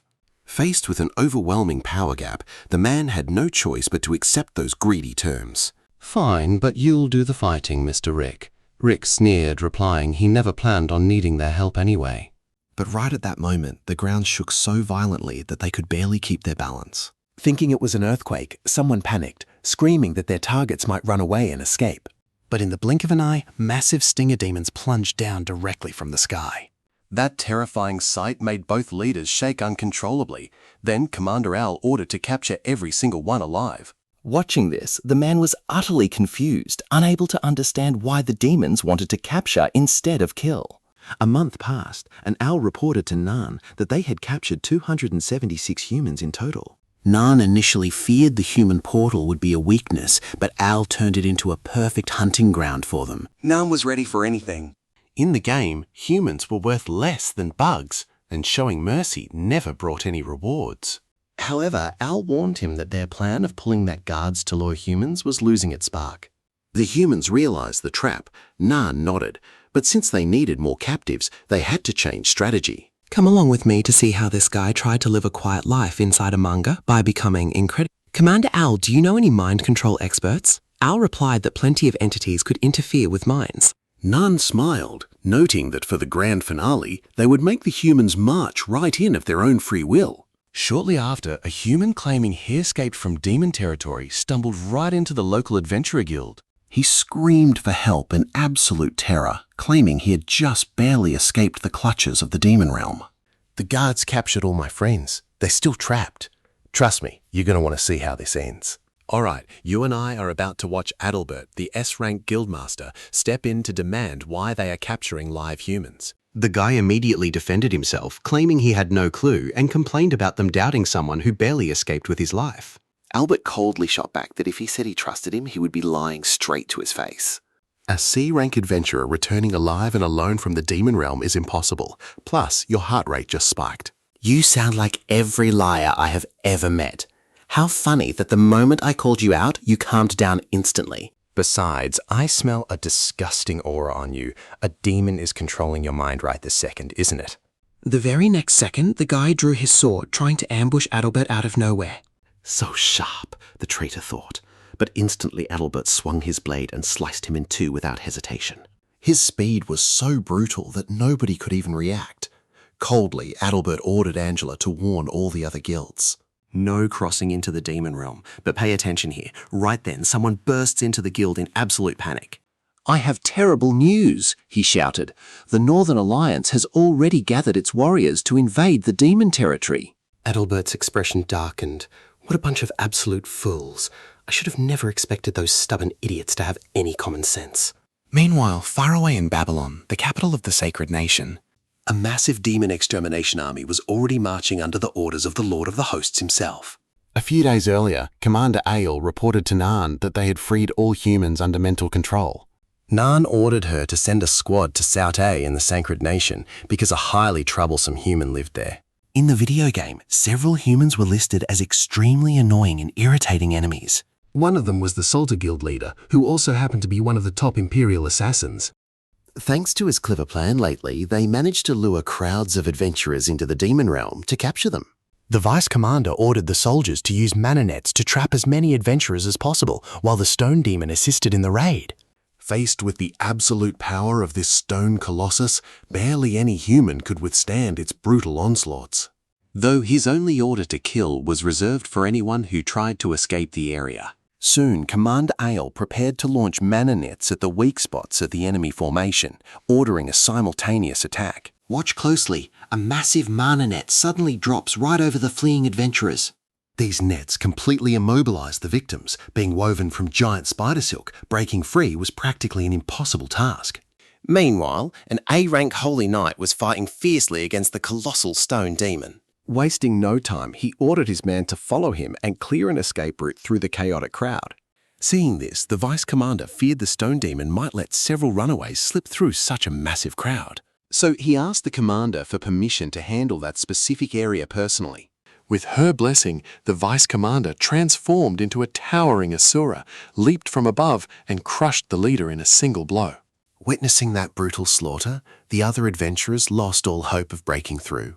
They threw down their weapons and tried to run, but by then it was already way too late. The Vice Commander ordered his men to play with them a bit before locking them up. Soon after, Norn received the success report. Nan sincerely thanked his army for their massive efforts. Then he returned to his private office, where Seer and his butler Kane had been waiting for quite a while. Nan ordered information leaked to underworld merchants, planning to keep the 200 most valuable prisoners and release the rest. Kane froze, freeing them after all that work. Does he actually intend to start diplomatic talks with humanity? Non calmly replied they would squeeze out all their worth. Kane frowned in confusion. Forgive my boldness, Lord, but our strength is still far too limited to spark an all-out war with humans.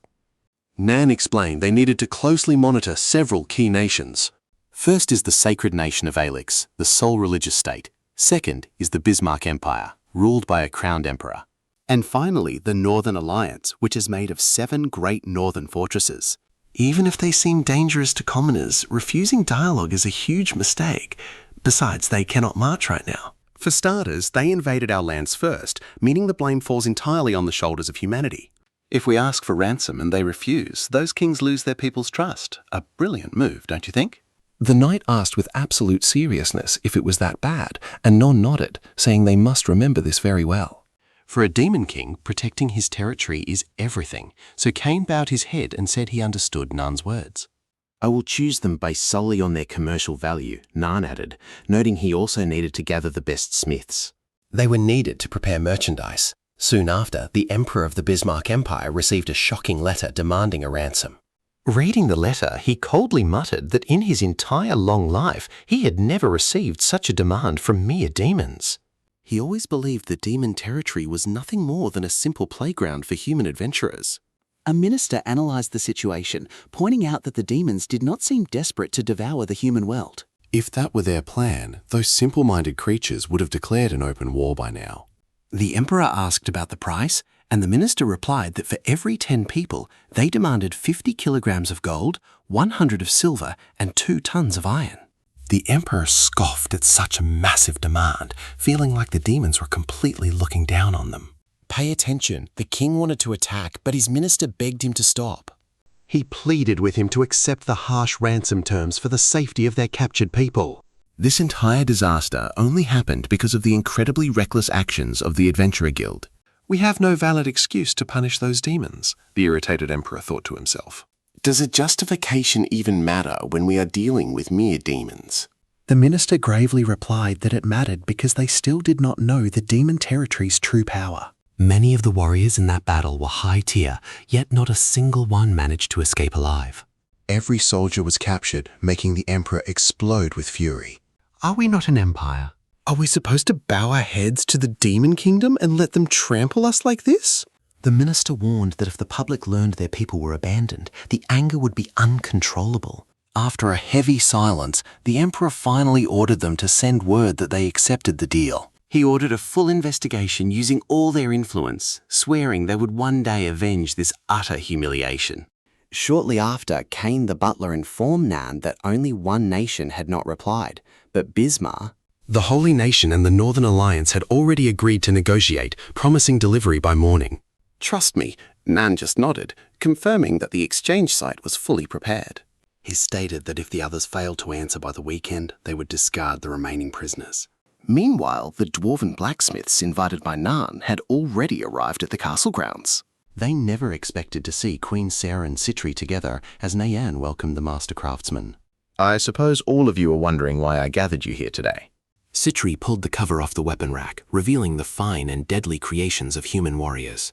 Seeing them, the dwarven smiths could not help but rush over to examine every detail in awe. Citri explained these were confiscated from human adventurers, and Nan added that was why they were summoned. He asked them to analyze each weapon and match its quality, but an annoyed dwarf complained immediately. He asked if they were really pathetic enough to copy human garbage, but Nan coldly told them to work. He demanded they stop wasting time on mediocre weapons, and his words were absolute facts. He stared at them and asked what would happen if a human sword clashed with theirs in real combat. He did not want an exact copy, but for them to study the technology and forge something far superior. Right then, a blacksmith stepped forward, accepting the challenge and confidently claiming he could get it done. He explained that analysing the forging process takes time. You and I will find out their decision next time. You and I are jumping right into a massive project choice as he asks to lead, with 0 objections from either side. So Nahan placed him in charge, pinning on a medal that granted him absolute authority over every single blacksmith. Immediately, the crowd starts complaining, firmly believing they should have selected their leader through a fair democratic vote. Nahan frowns, shutting down their complaints instantly. A true leader steps up and takes real responsibility. You did not even have the courage to stand, so what right do you have to talk about leadership? Disobeying him means disobeying both demon kings, and anyone who tries will be executed on the spot. After handling them, Citri clearly craves Nahan's praise, though whether she will actually get any remains to be seen. To make matters worse, Nahan only praises Ciri, completely ignoring Citri. Nahan swiftly sends Citri away, immediately shifting his focus to negotiating the profits of this brand new business venture. Since Citri was only lending her name without doing any actual hard work, her cut of the profits naturally was not going to be huge. Yet she demands a 50-50 split, leaving Nahan and Sia completely disappointed. That is not negotiating, that is just shameless.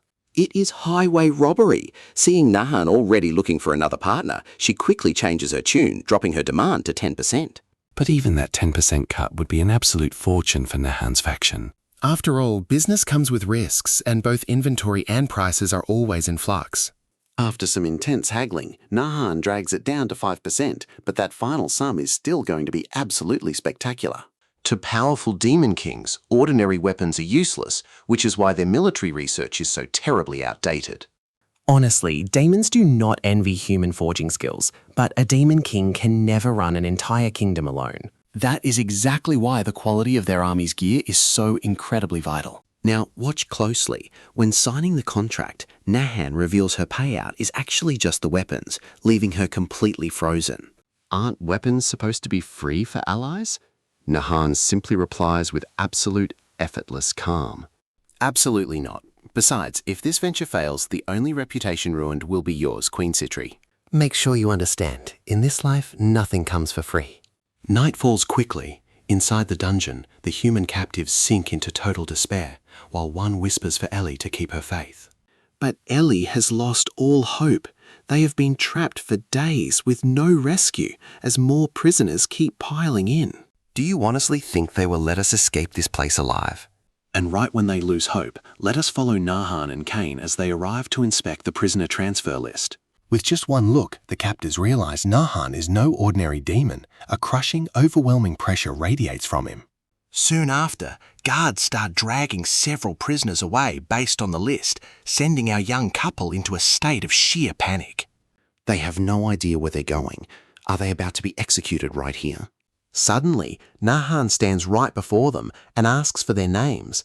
The boy is Dan, and the pink-haired girl is Ellie. Nahan asks if they know a man named Luke. Hearing his name, they desperately cry out that Nahan's guards already dragged him away. Nahan connects the dots instantly, so he was the one causing all that chaos over in South City, right? Immediately, Nahan orders Keen to fetch paper and pen, sketching the mysterious man's face with unbelievable precision. Sure enough, the moment they see the sketch, the terrified pair confirm the drawing is indeed Luke.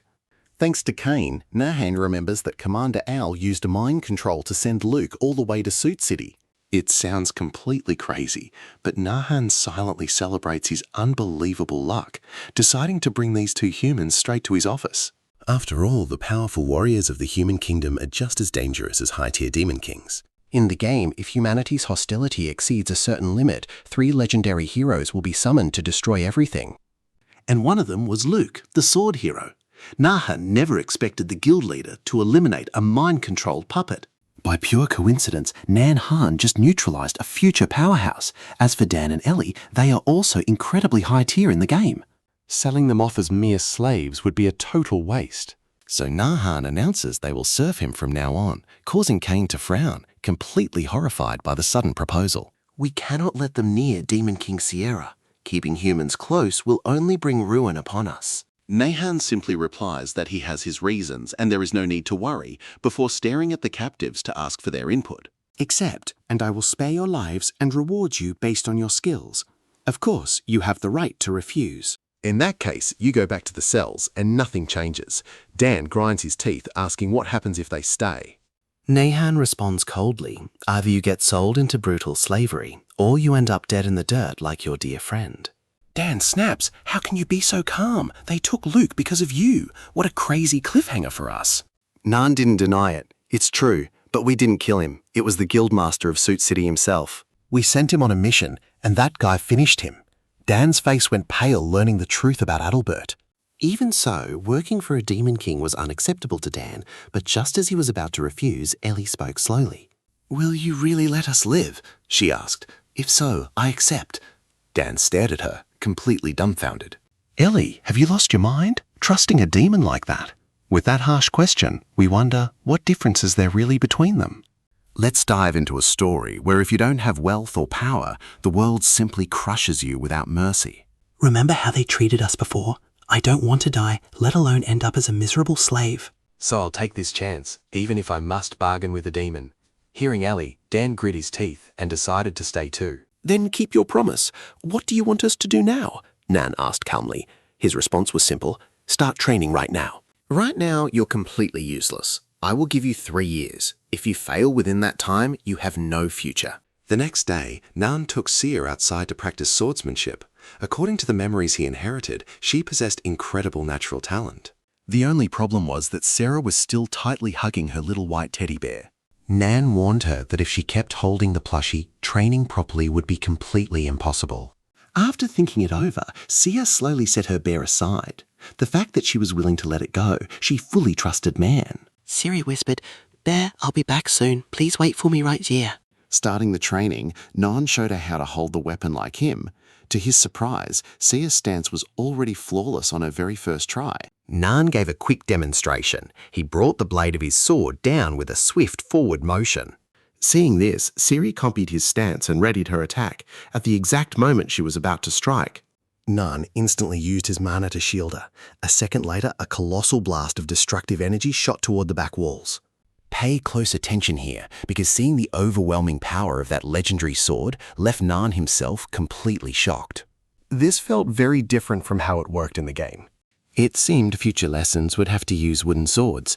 Just then, Siri spoke softly to say she had something important to share.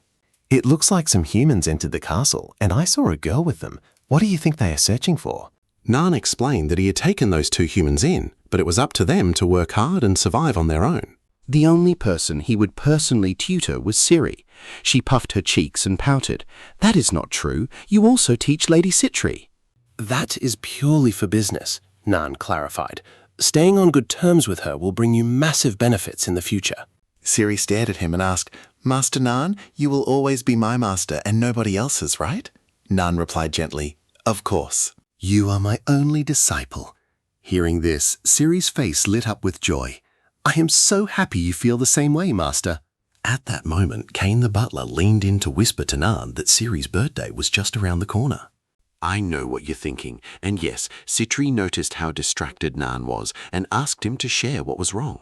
She wanted to help him somehow, so Nan confessed that Siri's birthday was coming up and he still had no idea what to get her. Hearing that, Citri flashed a resigned smile. Citri thought they had fought and planned to pull him away from Siri, but ended up suggesting simple gifts like plushies or cakes. However, Nan wanted to give her something truly special. That way he would make Siri happy, boost her affection, and take a major step toward the perfect ending. She loved shiny things. Nan remembered she had taken a crown from the vault earlier, though it was ridiculously too big for her to wear. Citri said she had the perfect solution, have a craftsman remodel it. The hard part was that the crown was in Siri's room. To surprise her, they had to sneak it out. Once night fell, Cecily, the maid, offered to help them on this sneaky mission. Since Siri had gone to the dining hall to enjoy some pudding, this was the perfect moment. But just as they were getting ready to open the door, Siri came running out of nowhere. Turns out Siri had felt Nanan's mana presence for a while now. They almost completely ruined the surprise. Nan quickly cooked up an excuse. "It is a beautiful night outside, so I wanted to invite you for a walk." As for the plan, they would have to trust Cecily with the rest. Looking up at the full moon, Siri's eyes shone with pure happiness. It was clear to Nan that Siri loved shiny things, and trust me, that redesigned crown is going to be the perfect gift. Nan told her warmly, "Siri, grow up healthily. If you ever feel like things are getting tough, just tell me immediately." Let's dive right back in. Our master tells Siri not to work so hard, but she absolutely loves his lessons. Nan smiled, glad to hear it, but warned her to rest because taking breaks is just as vital as studying. Deep down, Nan truly hoped Siri would always keep that innocence. Just then, Cecily signaled from the window that the mission was a success.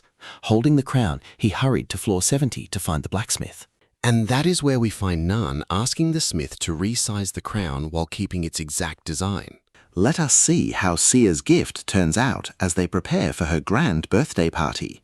But returning to the castle, Nan found 2 maids comforting Seer, gently explaining that Lord Nan had only stepped out for a moment. He will be back soon, so why not have some pudding? but she completely refused through her tears. Suddenly, she sensed his presence. Overjoyed, the little girl ran straight into his arms for safety. Nan asked in deep worry what happened and why she was crying. The maid explained that because he left silently, Her Highness was terrified he would never return. Nan tenderly apologized, explaining he only went to handle a quick errand and was sorry for not telling her. After patiently comforting her for a long while, she finally stopped crying. Seeing her sad little face, Nan promised he would never abandon her, swearing to protect her until she grew up. Until she reached the absolute top, she looked up and shyly asked if he would leave when she became strong. Nan hesitated. If he achieved the perfect ending, he might actually return to his original world. But, unable to confess that to her, he gently promised he would never leave. I will always stay by your side, he promised. Little did Nan know, she saw right through his lie. She felt he would leave after reaching his goal. Now, pay attention here. Watch her next decision very closely. She had to do whatever it took to keep him forever. Soon, the day of her birthday arrived. She looked absolutely beautiful, just like a little princess, and everyone in the castle prepared incredibly special gifts. The little girl was bursting with joy, the bright smile never leaving her face. Meanwhile, Citri arrived with her followers, presenting a golden statue crafted especially for the birthday girl. Sia excitedly thanked Lady Citri for such an incredible, thoughtful gift. Right then, Nan presented the gift he had ordered from the smith long ago, the one present she wanted more than anything else. As she opened the box, the sparkling crown inside made her eyes light up with pure excitement. The once massive crown had been beautifully resized by the blacksmith to fit her tiny head perfectly. Wearing it, her adorable look instantly melted the guests. Once the feast ended, Nan carried her back to her room. As her intense training sessions progressed, her white hair slowly began turning a deep shade of red. It meant her mana was stabilizing. And this is where you and I noticed something very strange on her head. Gently parting her hair, he discovered that Sia was actually growing a pair of tiny horns. Worried, he asked Cain if something was wrong, but the servant just stared back in complete confusion. It is totally normal for the Demon King to grow horns. Remember, Lady Citri has them too. Hearing that, Nan breathed a sigh of relief, glad to know she was in no danger. As they spoke, he gently touched those tiny horns, causing Cain to warn him they were brand new and extremely sensitive. The next day, since the smith successfully copied human weapons, Nan took Sia to go inspect the final results. Knowing Nan would test the blade himself, the blacksmith grew incredibly nervous, fearing a failure, but Nan quickly reassured him. Failure is the absolute best teacher. Learn from it to make things even better next time. Gripping the hilt, he felt that both its luster and weight were identical to a real human weapon. He told Sia to step back for safety and immediately swung his sword hard against the test weapon. To everyone's absolute shock, the smith's sword took the hit without a scratch, proving to be a massive success. Satisfied, he noted they just needed to polish the edge a bit more before they could distribute it. I will leave the remaining gear to you. I completely trust your incredible talent. Soon, rumors spread on floor 69 about rare weapons. Trust me, you won't want to miss what comes next. Duke Wayne, they replied to him that baseless rumors were nothing more than meaningless gossip. But they insisted it was not gossip, claiming they were made there and rivaled human crafts. Then it must be smuggling, the first man scoffed. Surely the amount is too insignificant to be considered real trade. After thinking it over, the Duke decided to investigate the rumors on floor 70, and trust me, you and I do not want to miss what he uncovers next. Come along with me and look at this chaos. Citri stepped up to speak, welcoming everyone for travelling so far just for a rumour. Someone spotted Sierra, thinking it was incredibly weird to see the Queen showing up in a place like this. The alliance between these two demon kings was no longer a secret. Obviously, Citri wasn't working alone, and this business could easily turn deadly for everyone in the room. Citri swore on her honor as a demon queen that she forged these weapons herself, matching human-made quality perfectly. A demon queen putting her reputation on the line like that showed absolute undeniable confidence in her work. Then came the warning. They would only share details with those truly ready to make a deal. If you have no intention of joining in, you can walk out that door right now. But if you stay, get ready to buy. If you stay and don't make a deal, don't expect to leave alive. Naturally, after hearing a threat like that, plenty of people chose to get out of there immediately. The ones who stayed were just looking for a golden opportunity to team up with the Demon Kings. As the meeting started, Nan stepped down and revealed he planned the entire operation, leaving the merchants completely shocked. Watch closely here. This guy literally tamed 2 demon kings, and now he is offering Duke Wayne 2 massive deals. First up, the weapon trade. I will give you exclusive rights to distribute our gear across the demon realm for 3 years, with 60% of profits for me and 40% for you.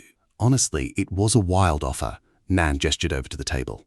The sword on the left is human-made, and the right is ours. Feel free to test and compare them yourself. When they examined the demon-forged weapons, everyone was absolutely blown away by the craftsmanship. 3 years of exclusivity was a massive gold mine. Duke Wayne asked how much inventory he was planning to supply. 400 swords a month, Nan replied. That meant 20 per merchant, causing someone to frown in doubt. Isn't that too little?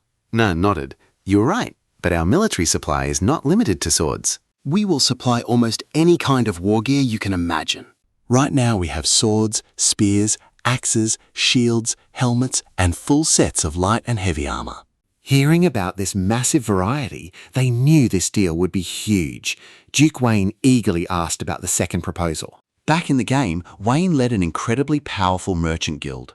His status and cunning were proven, so Nan knew that winning his loyalty was the ultimate move. Now here is where things get really dark. Let's head down to the cold dungeons together. Pointing at the prisoners, Nan said they were humans from the 72nd floor, making someone ask if you were selling slaves.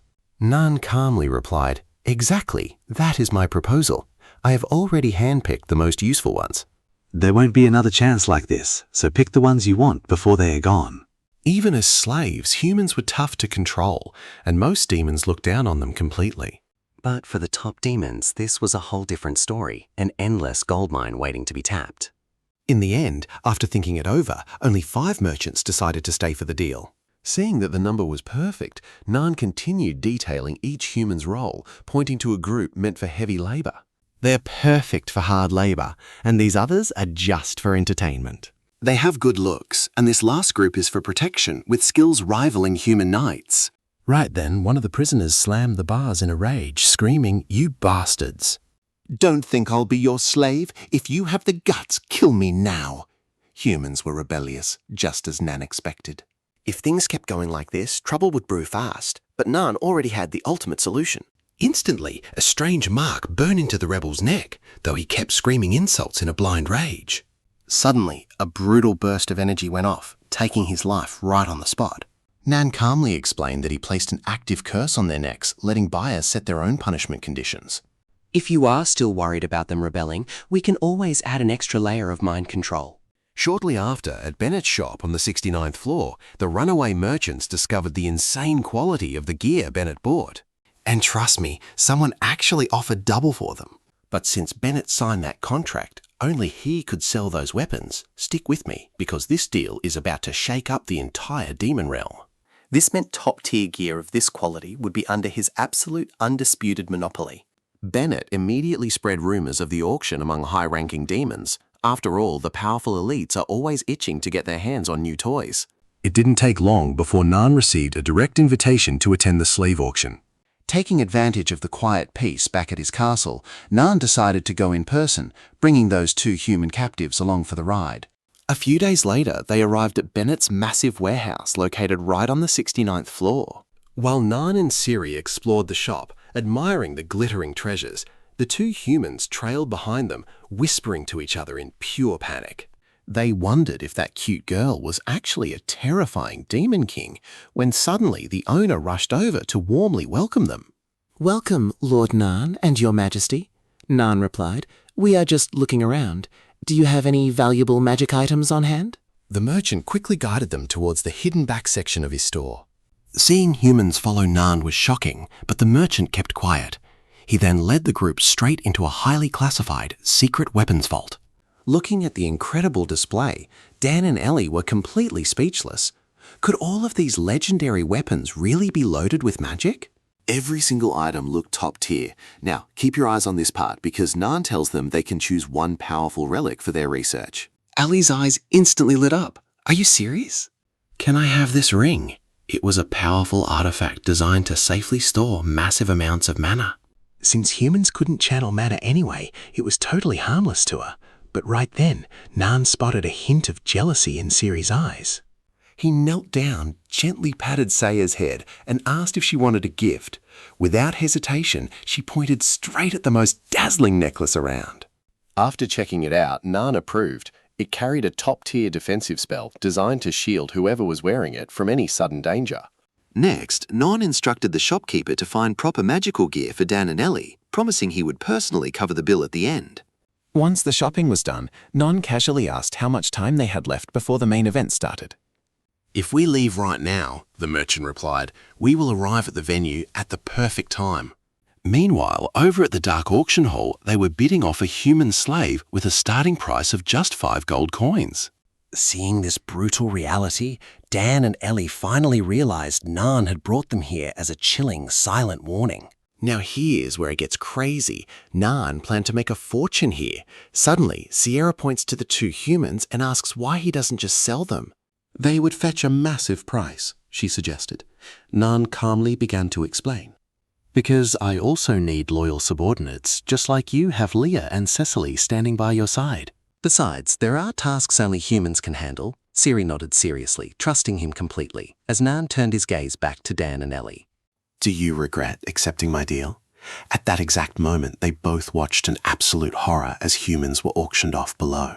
If it weren't for Nan's protection, they would be standing on that cold auction stage right now.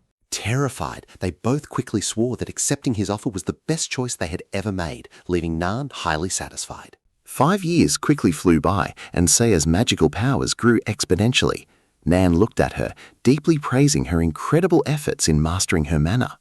How about we change our classroom today? Are we going somewhere fun? Siri asked, her eyes sparkling with pure excitement. Nan replied that it might not be very fun, but it was a crucial life lesson she absolutely needed to learn. It was the day their 2-year weapon contract expired, and the greedy merchants immediately sought out Nan to renegotiate terms. However, Nan felt absolutely zero obligation to give in to their demands. They already had plenty of their own distribution networks, and other outside merchants were starting to complain about this unfair monopoly. Perhaps it was time to give other buyers a chance, prompting new partners to offer much more profitable deals themselves. Siri nodded. You are right, Master. Controlling everything is risky, but we can still favor our current partners out of sheer loyalty. Nan nodded. Meanwhile, reports flooded in showing the human kingdom was in complete chaos. The Northern War between the Alliance and the Bismarck Empire had officially erupted. Given this chaos, other players could ignore that territory entirely, focusing on consolidating the iron grip over their own factions. But that wasn't his real motivation. He looked at Saya, asking if she remembered the original goal. It was time to completely destroy Dantalion's reputation, starting right now. Nain turned to the waiting merchants and said bluntly, I'll be direct with you all. We will not be renewing our exclusivity deal. They made plenty of profit these 5 years. Stick around with me, because Nan is about to drop a massive proposal that changes everything. Stick with me. We just need this rumor to spread as far as possible. In exchange, we'll offer more prisoners and slaves. Bennett couldn't help asking if the intel was real.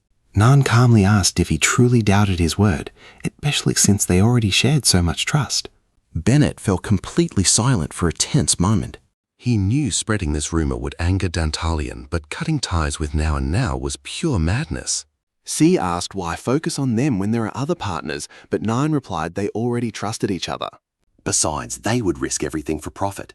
Bennett finally agreed they couldn't let this massive opportunity slip away.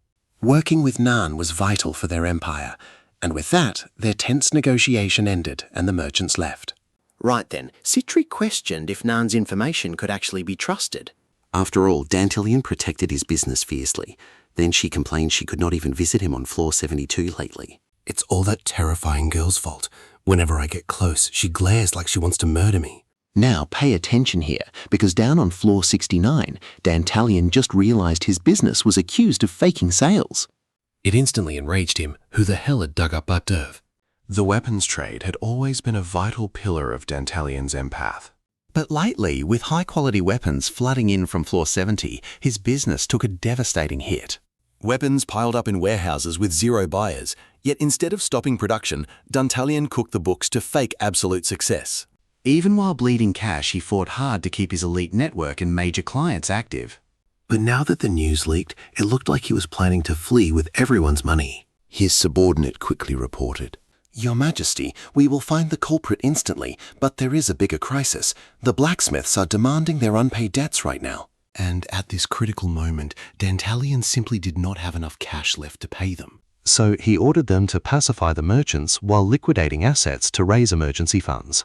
Right then, his general advised against it. After all, Demon King Andrew lost his entire army for running completely out of funds. After a brief silence, Dantalion coldly ordered them to contact Decoredia. Rather than being eaten by those below, we will borrow an ally with a superior power. Before long, Nan got the news. And yes, this is exactly what we were waiting for. Siri curiously asked how he knew the warehouses were full. Nan smiled, saying they had those two humans to thank for the tip. They proved far more useful than expected. Don't tell me you doubt your master's judgment. Hearing that, Siri bowed her head in shame, clarifying she did not mean it that way. It is just that you pay them too much attention lately. Nan smiled gently, teasing her for being so childish despite growing up. No matter what they say, I am still your beloved master. Anyway, the bond between floor 68 and 69 will crumble on its own. What do you think, Sia? She answered seriously. I believe this kind of intel is perfect for creating absolute chaos. Nan nodded, highly pleased. Precisely. That is why I need Commander Al to handle a task. Could you summon her, please? Shortly after Commander Al entered the throne room, Nan explained that Dantalonian had reached out to Decarabia for help. Floor 68 will send a delegation to 69. If they meet peacefully, it will end badly for us, Siri added. That is why I want you to greet them. Nan handed his own sword to Al, ordering her to use this specific weapon. This sword is not ours. Judging by the engravings and material, it was forged on floor 69. Al understood instantly. So it's a trap. Definitely another one of Nan's brilliant schemes. She immediately knelt before him. I will complete this mission for your majesty. In this moment, you have truly become a ruler. Siri looked at Nan. Master, did I do well? Nan gently replied that yes, she finally looked like a true demon king. And what will my reward be? Sia asked immediately. Nan thought for a few seconds and agreed. What kind of plushie do you want this time? Hearing that, Sia grew serious and flatly rejected the plushie. Nan froze, wondering if Sia had finally entered her rebellious teenage phase. Shortly after, between floors 69 and 68, Al warned everyone, let's wait and see how this trap unfolds. All right, you and I are jumping right into a secret mission where we can't reveal our identities. With 15 members in their delegation, we'll split them up, and Vice Commander Varuna and I will handle the rest. It's risky, but if we do this ourselves, nobody can ever trace the carnage back to us. Right on cue, figures clad in black emerged from the teleportation gate, one after another. In a flash, Commander Al leaped from the shadows, decapitating several enemies in one clean, brutal strike. She immediately ordered an all-out assault. This sudden ambush left the targets completely helpless, with no time to react. Just like that, the entire squad was wiped out in the blink of an eye. Word quickly reached Dantalion, Demon King of Floor 69. Since the delegation from Floor 68 was slaughtered, they had to alert Decarabia immediately. And pay attention here. The worst part is, the weapons used in the massacre belong to Floor 69 itself. Dantalion knew Decarabia would spot the puppet strings, but he wasn't about to let things slide that easily. Instead, he would use it to blackmail Floor 69, turning their alliance into total submission. Dantalion roared in absolute fury. This is Citri's doing. Send a letter to Decarabia this instant and prepare all our forces for war. I'll make that bastard Citri crawl on his knees and beg for mercy. Just then, a frantic soldier reported that Decarabia's massive army was already marching through the teleportation gate. That meant he intended to bring Floor 69 completely to its knees. Dantalion's men immediately suspected that Decarabia had set up this entire scheme from the very beginning. Livid, the Demon King mobilized his entire army to halt the invasion. Meanwhile, on Floor 72, Siri received the situation report. Floor 68 has successfully invaded 69. Hearing this, Siri smiled, stating her master predicted everything flawlessly. Nan calmly replied, Siri, let's prepare ourselves. The chance to strike while they exhaust each other is finally here. You see the play here, right? 168 and 69 clash, we'll sweep in to raise absolute hell. We won't fight them head on. We just need to harass them and distract Decarabia's grand army entirely. Al bowed her head in acceptance, and Nan nodded, leaving the execution of the plan to her. Nan added one more thing. Commander Al, guide the merchants from floor 69 to escape to floor 70. The reason merchants stayed there was simple. It was a safe zone where they received stellar treatment. But Dantalian recently betrayed their trust, and to make matters worse, Floor 68 was now making moves. It was the perfect moment to break their loyalty, right as Floor 70 rolled out massive business perks. Al asked, "Doesn't this require Citri's permission?"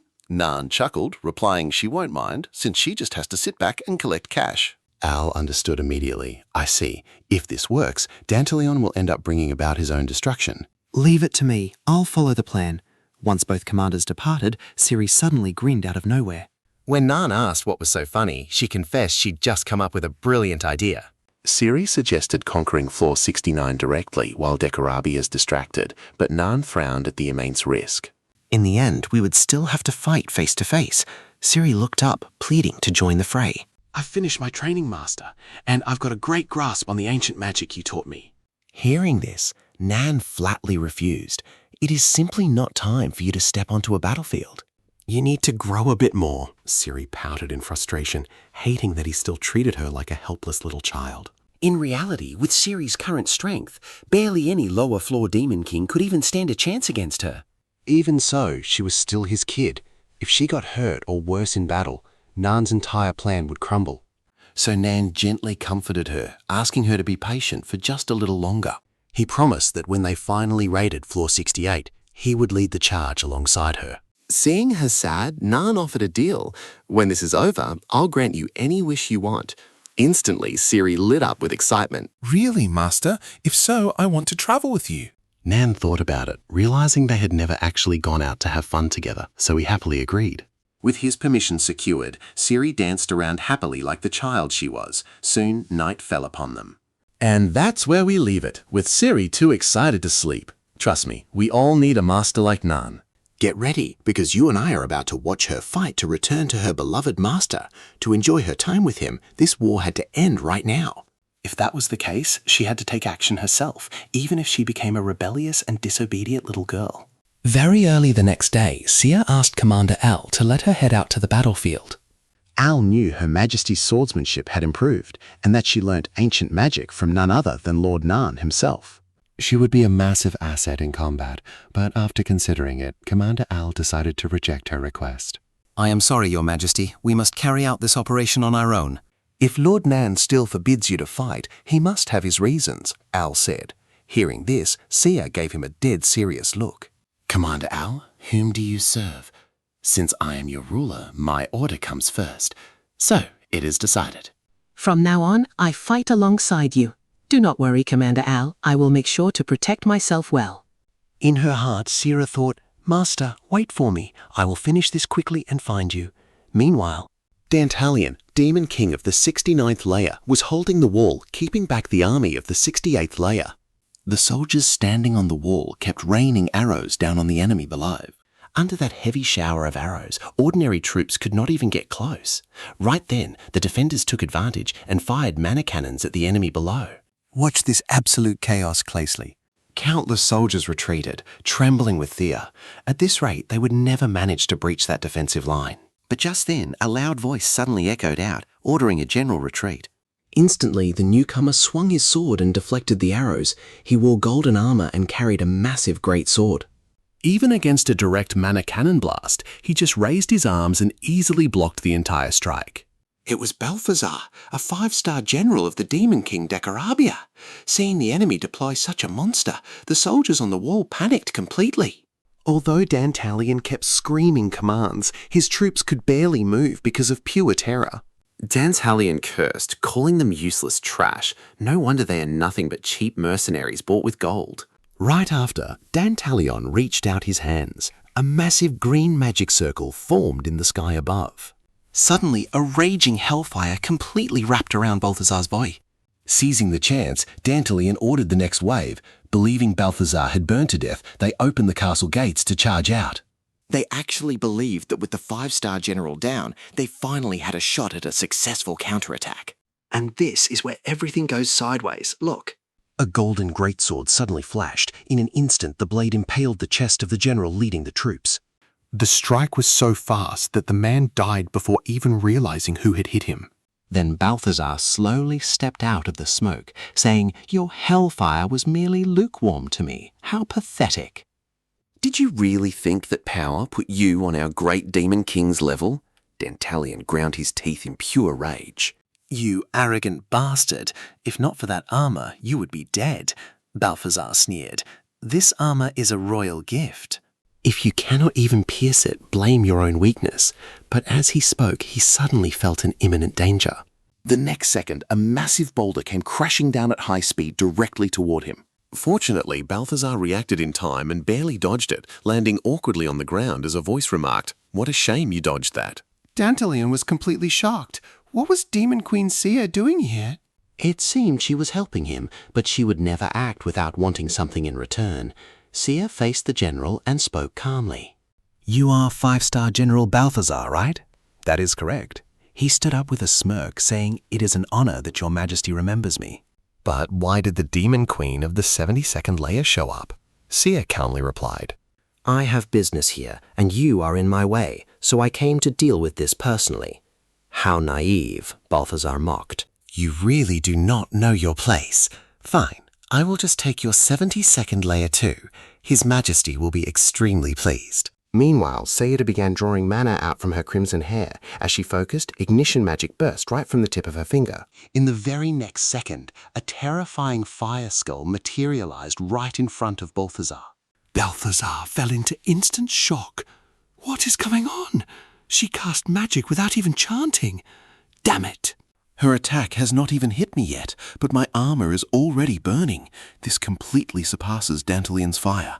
But trust me, we are about to see if he made the worst mistake of his life by underestimating her. Come with me and watch how this little girl shows her true power to a smug commander. Before Balthazar could even finish speaking, Sia had already glided right in front of him. In the blink of an eye, she sliced off Balthazar's head, then Sia calmly sheathed her sword. That was it. How boring.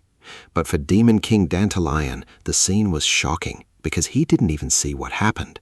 Just then, Commander Al arrived with her soldiers. Hearing that Lady Seer defeated Balthazar, she couldn't hide her shock. Her Demon Queen had actually pulled it off. But her deputy quickly warned her, "Your Majesty, we can't avoid war with the 68th floor."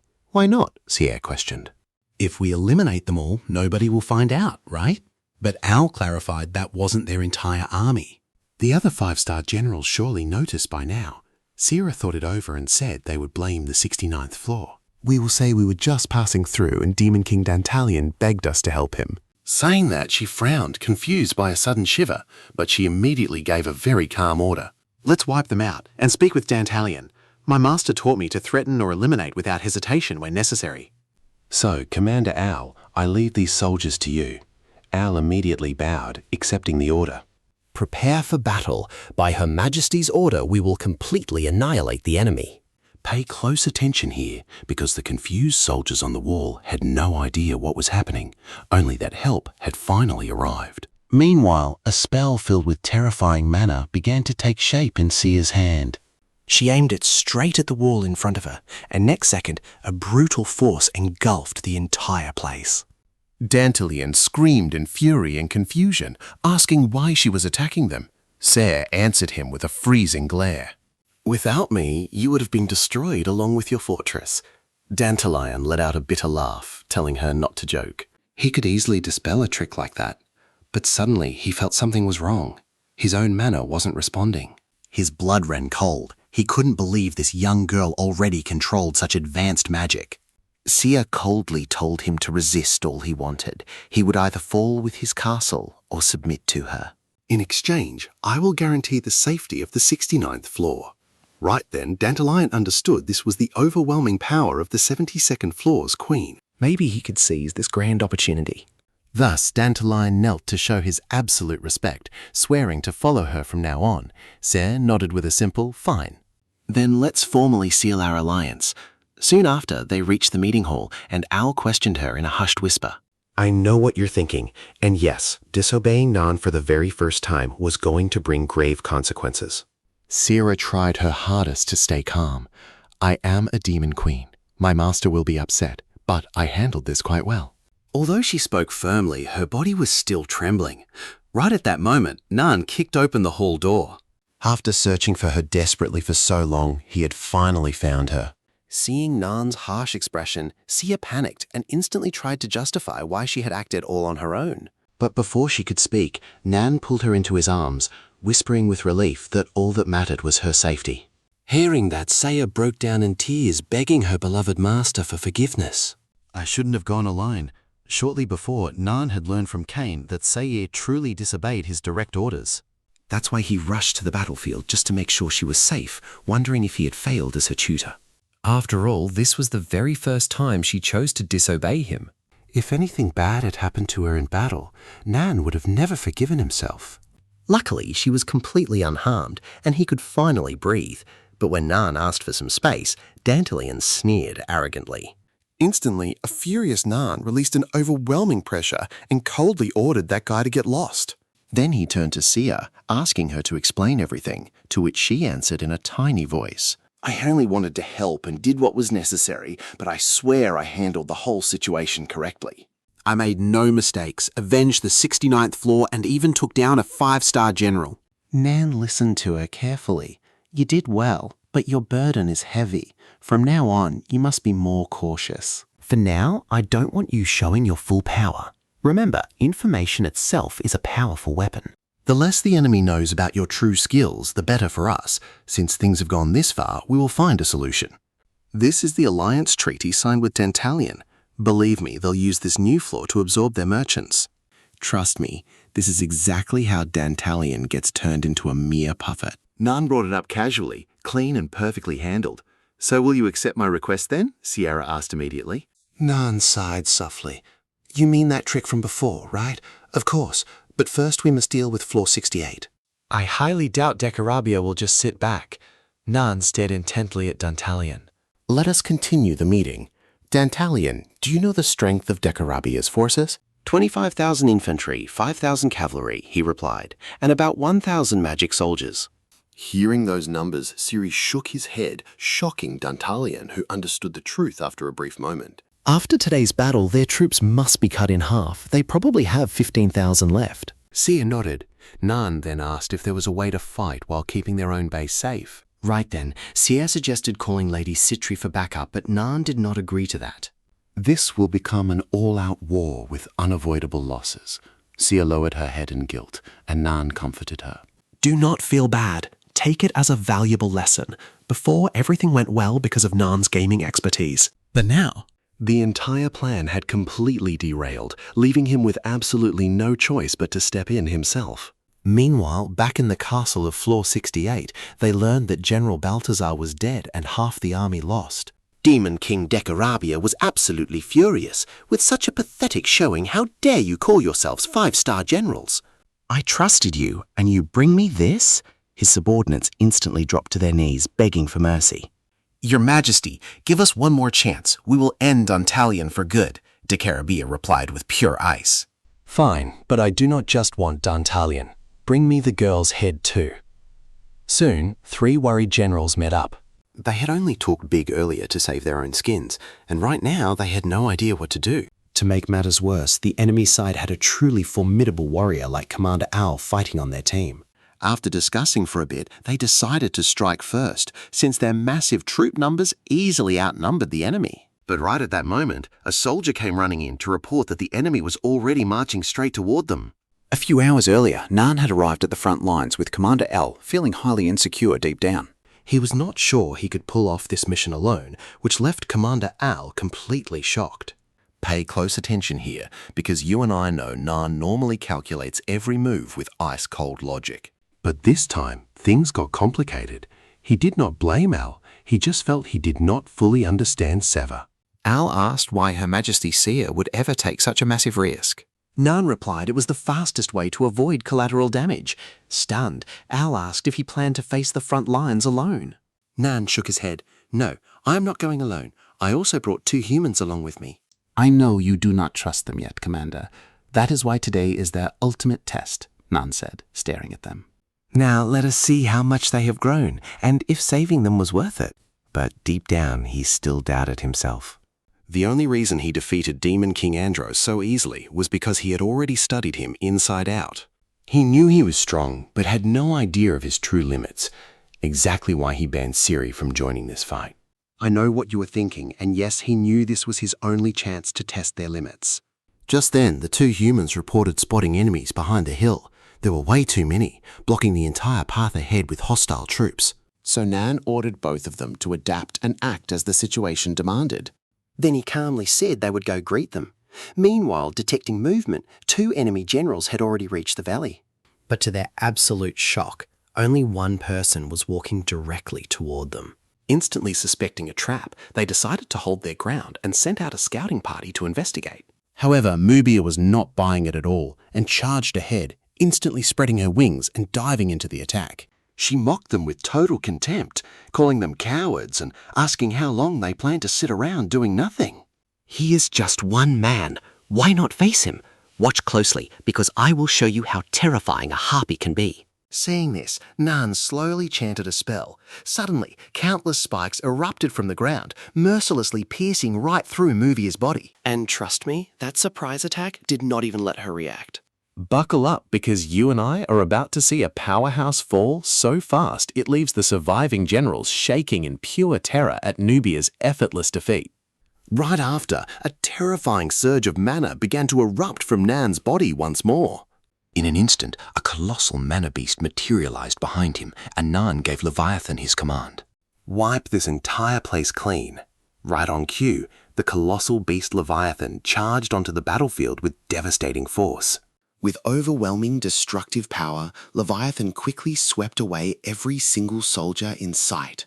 Under this relentless assault, the enemy army scattered in panic, entirely swallowed by the dust cloud of his brutal attacks. The general could only watch in absolute disbelief. He had never witnessed such a terrifyingly massive force in his life. Meanwhile, Dan and Ellie stared at the chaos, suddenly realizing that their help was not even needed at all. But they had to prove their worth, so Dan grit his teeth and plunged off the steep cliffside. At the exact same time, the pink-haired Ellie cast wind magic on Dan to massively boost his speed. Riding the powerful gust of wind, Dan closed the distance to the enemy vanguard in a blink of an eye. Pushing his speed and strength to the absolute limit, he shattered their defenses with one single devastating blow. Pay close attention here, because seeing humans invade the field enraged an enemy general so much that he transformed into a massive, terrifying dragon. Faced with this massive dragon, Nan instantly drew his sword, ready to strike. With a lightning-fast slash, he struck the dragon's belly, just as Seer appeared behind Ali asking for her master. Staring at the legendary Leviathan that Nyan had summoned, Saye clapped her hands in absolute awe. She declared she would be just as strong one day, and Ellie agreed, since she was the great demon queen. I did not expect a human to be such a smooth talker, Sia replied, giving her a side-eye. Ellie cautiously asked if Nan knew she was here, and Seer admitted she had slipped away to visit him in secret. Sia narrowed her eyes, demanding to know why it was any of her business, making Ellie quickly bow and apologize. I spoke out of line. Siri glared at her and asked if she harbored any strange feelings for her beloved master. I bet you would be terrified too. Ellie fell to her knees trembling, swearing she would never feel that way. Right then, Nan asked in surprise what Siri was doing there, and she happily replied she came to welcome him. She looked up with pure excitement. After all, Nan had already cleared away any real danger for her. Since it was the perfect chance to get real combat experience, Nan suggested they raid the castle on floor 68. Siri, go with your commander and handle the rest. Then Nan praised Dan and Ellie for doing a great job. Those 5 long years of training finally paid off, and he promised them real missions once they returned. For now, they would rest. With floor 68 nearly conquered, they only had to locate that one mysterious item. Soon, under Sia's relentless onslaught, the demon king of that floor was utterly defeated, leaving her highly disappointed. She complained about the Demon King being so weak, but Commander Al pointed out she had simply become way too strong. You master the sword and cast ancient magic, but how on earth did Lord Nunnan learn such forgotten spells? Then Al reminded her that Nan wanted Dekarabia kept alive, so Siri grabbed the demon by his neck and hoisted him up. She nodded, understanding that as long as the target did not die, everything was fine. In no time, Dekarabia was covered in massive bruises, muttering absolute nonsense under his breath. Even Sia did not expect him to break so easily, so she told Al to take care of the situation.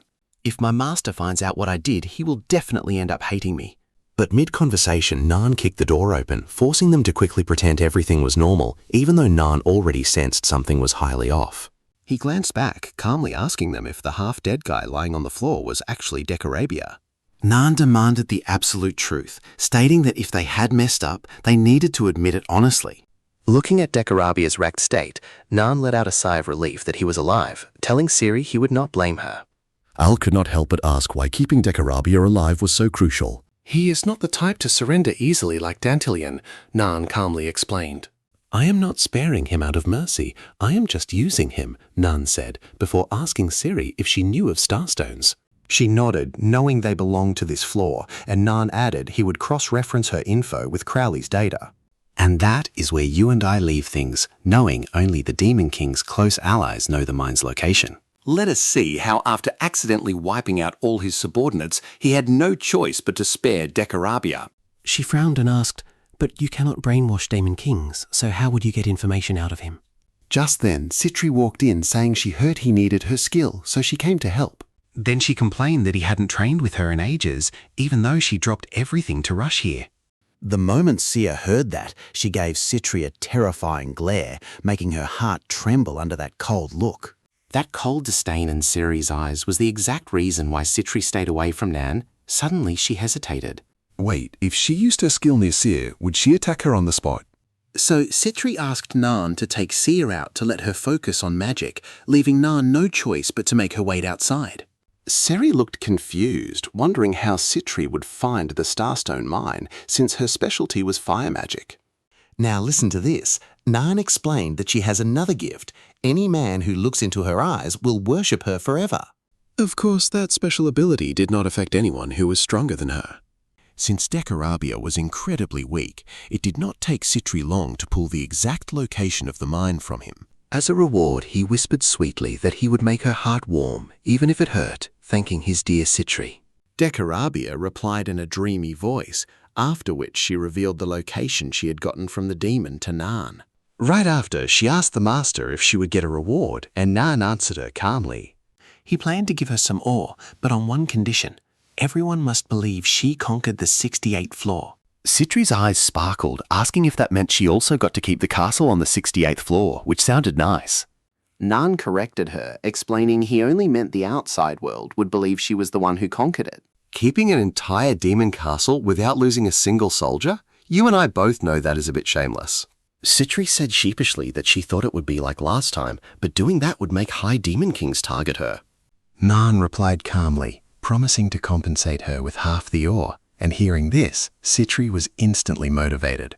Really? Then she accepted the risk, as Nan reached out his hand, stating it was a pleasure doing business. He promised to call if he needed help next time, but as they were about to shake hands, Ciri interrupted them. Strictly speaking, this entire matter should have been handled by Demon Queen Ciri herself. However, Ciri's gaze towards Citri shifted completely, and Citri left immediately while Saya calmly explained the situation. She must have had something urgent to handle, and then Nan asked Sarah if she wanted to handle post-war matters first. Should I handle the business first? Sia replied, looking very serious. After all, I am a Demon Queen, and Nan agreed, telling her to try it while leaving the mine to him. Shortly after, Sayo returned to her room, thinking it had been quite a long time since she last held her master's hand. She knew perfectly well she was no longer a child. And because of that, her master can no longer treat her like before, but on this solo trip, she plans to hold his hand. Meanwhile, Nan had already guided the stone demon all the way to the mine. Nan needed the stone demon to use his unique skill to identify minerals and scan the interior of this rocky area.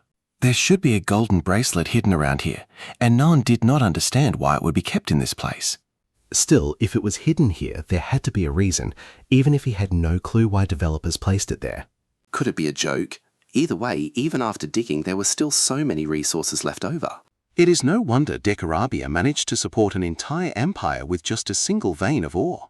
And now half of those massive profits belonged to them, and Nan had to prepare his next move.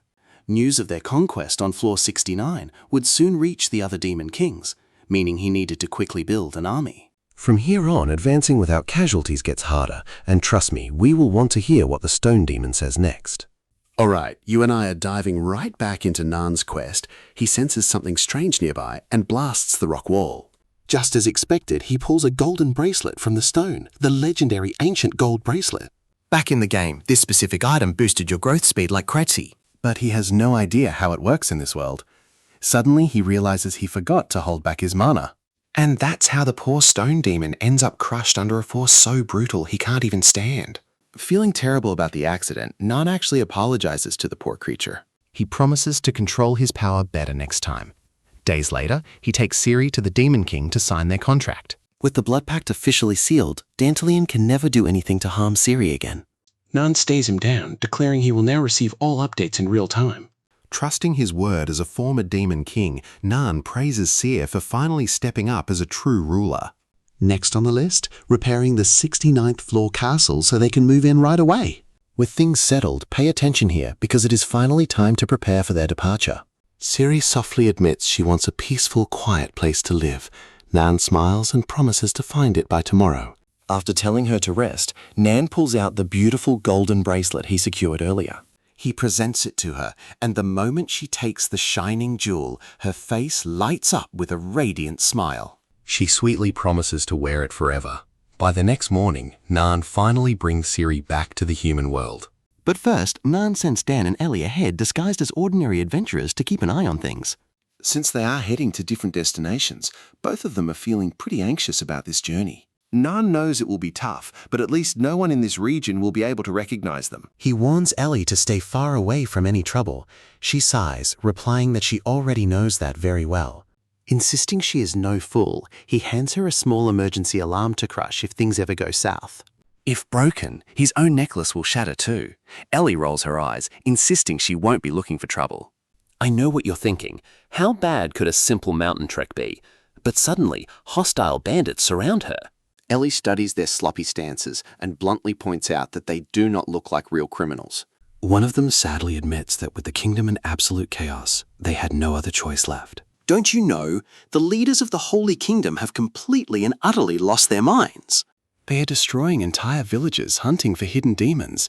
Ellie explains she has been isolated on this mountain for 5 years. The man sighs in deep pity. Assuming she lost her memory from some trauma, he offers to let her join them for safety. He warns that if the Holy Knights spot her, they will lock her up instantly as a witch. The temple officially announced that the mass disappearances 5 years ago were caused by witches hiding among regular humans. Because of this, the Holy Knights launched a ruthless, violent crusade to hunt these supposed witches down. They're burning down villages to purify them and stealing kids, forcing local adventurers to act as their brainless puppets. Ellie immediately senses something is deeply wrong, since these Holy Knights are operating without any real proof. While regular adventurers just allow themselves to be used, the man gives her a deeply bitter smile. He adds that within the Holy Kingdom, absolutely nobody dares to question decrees coming straight from the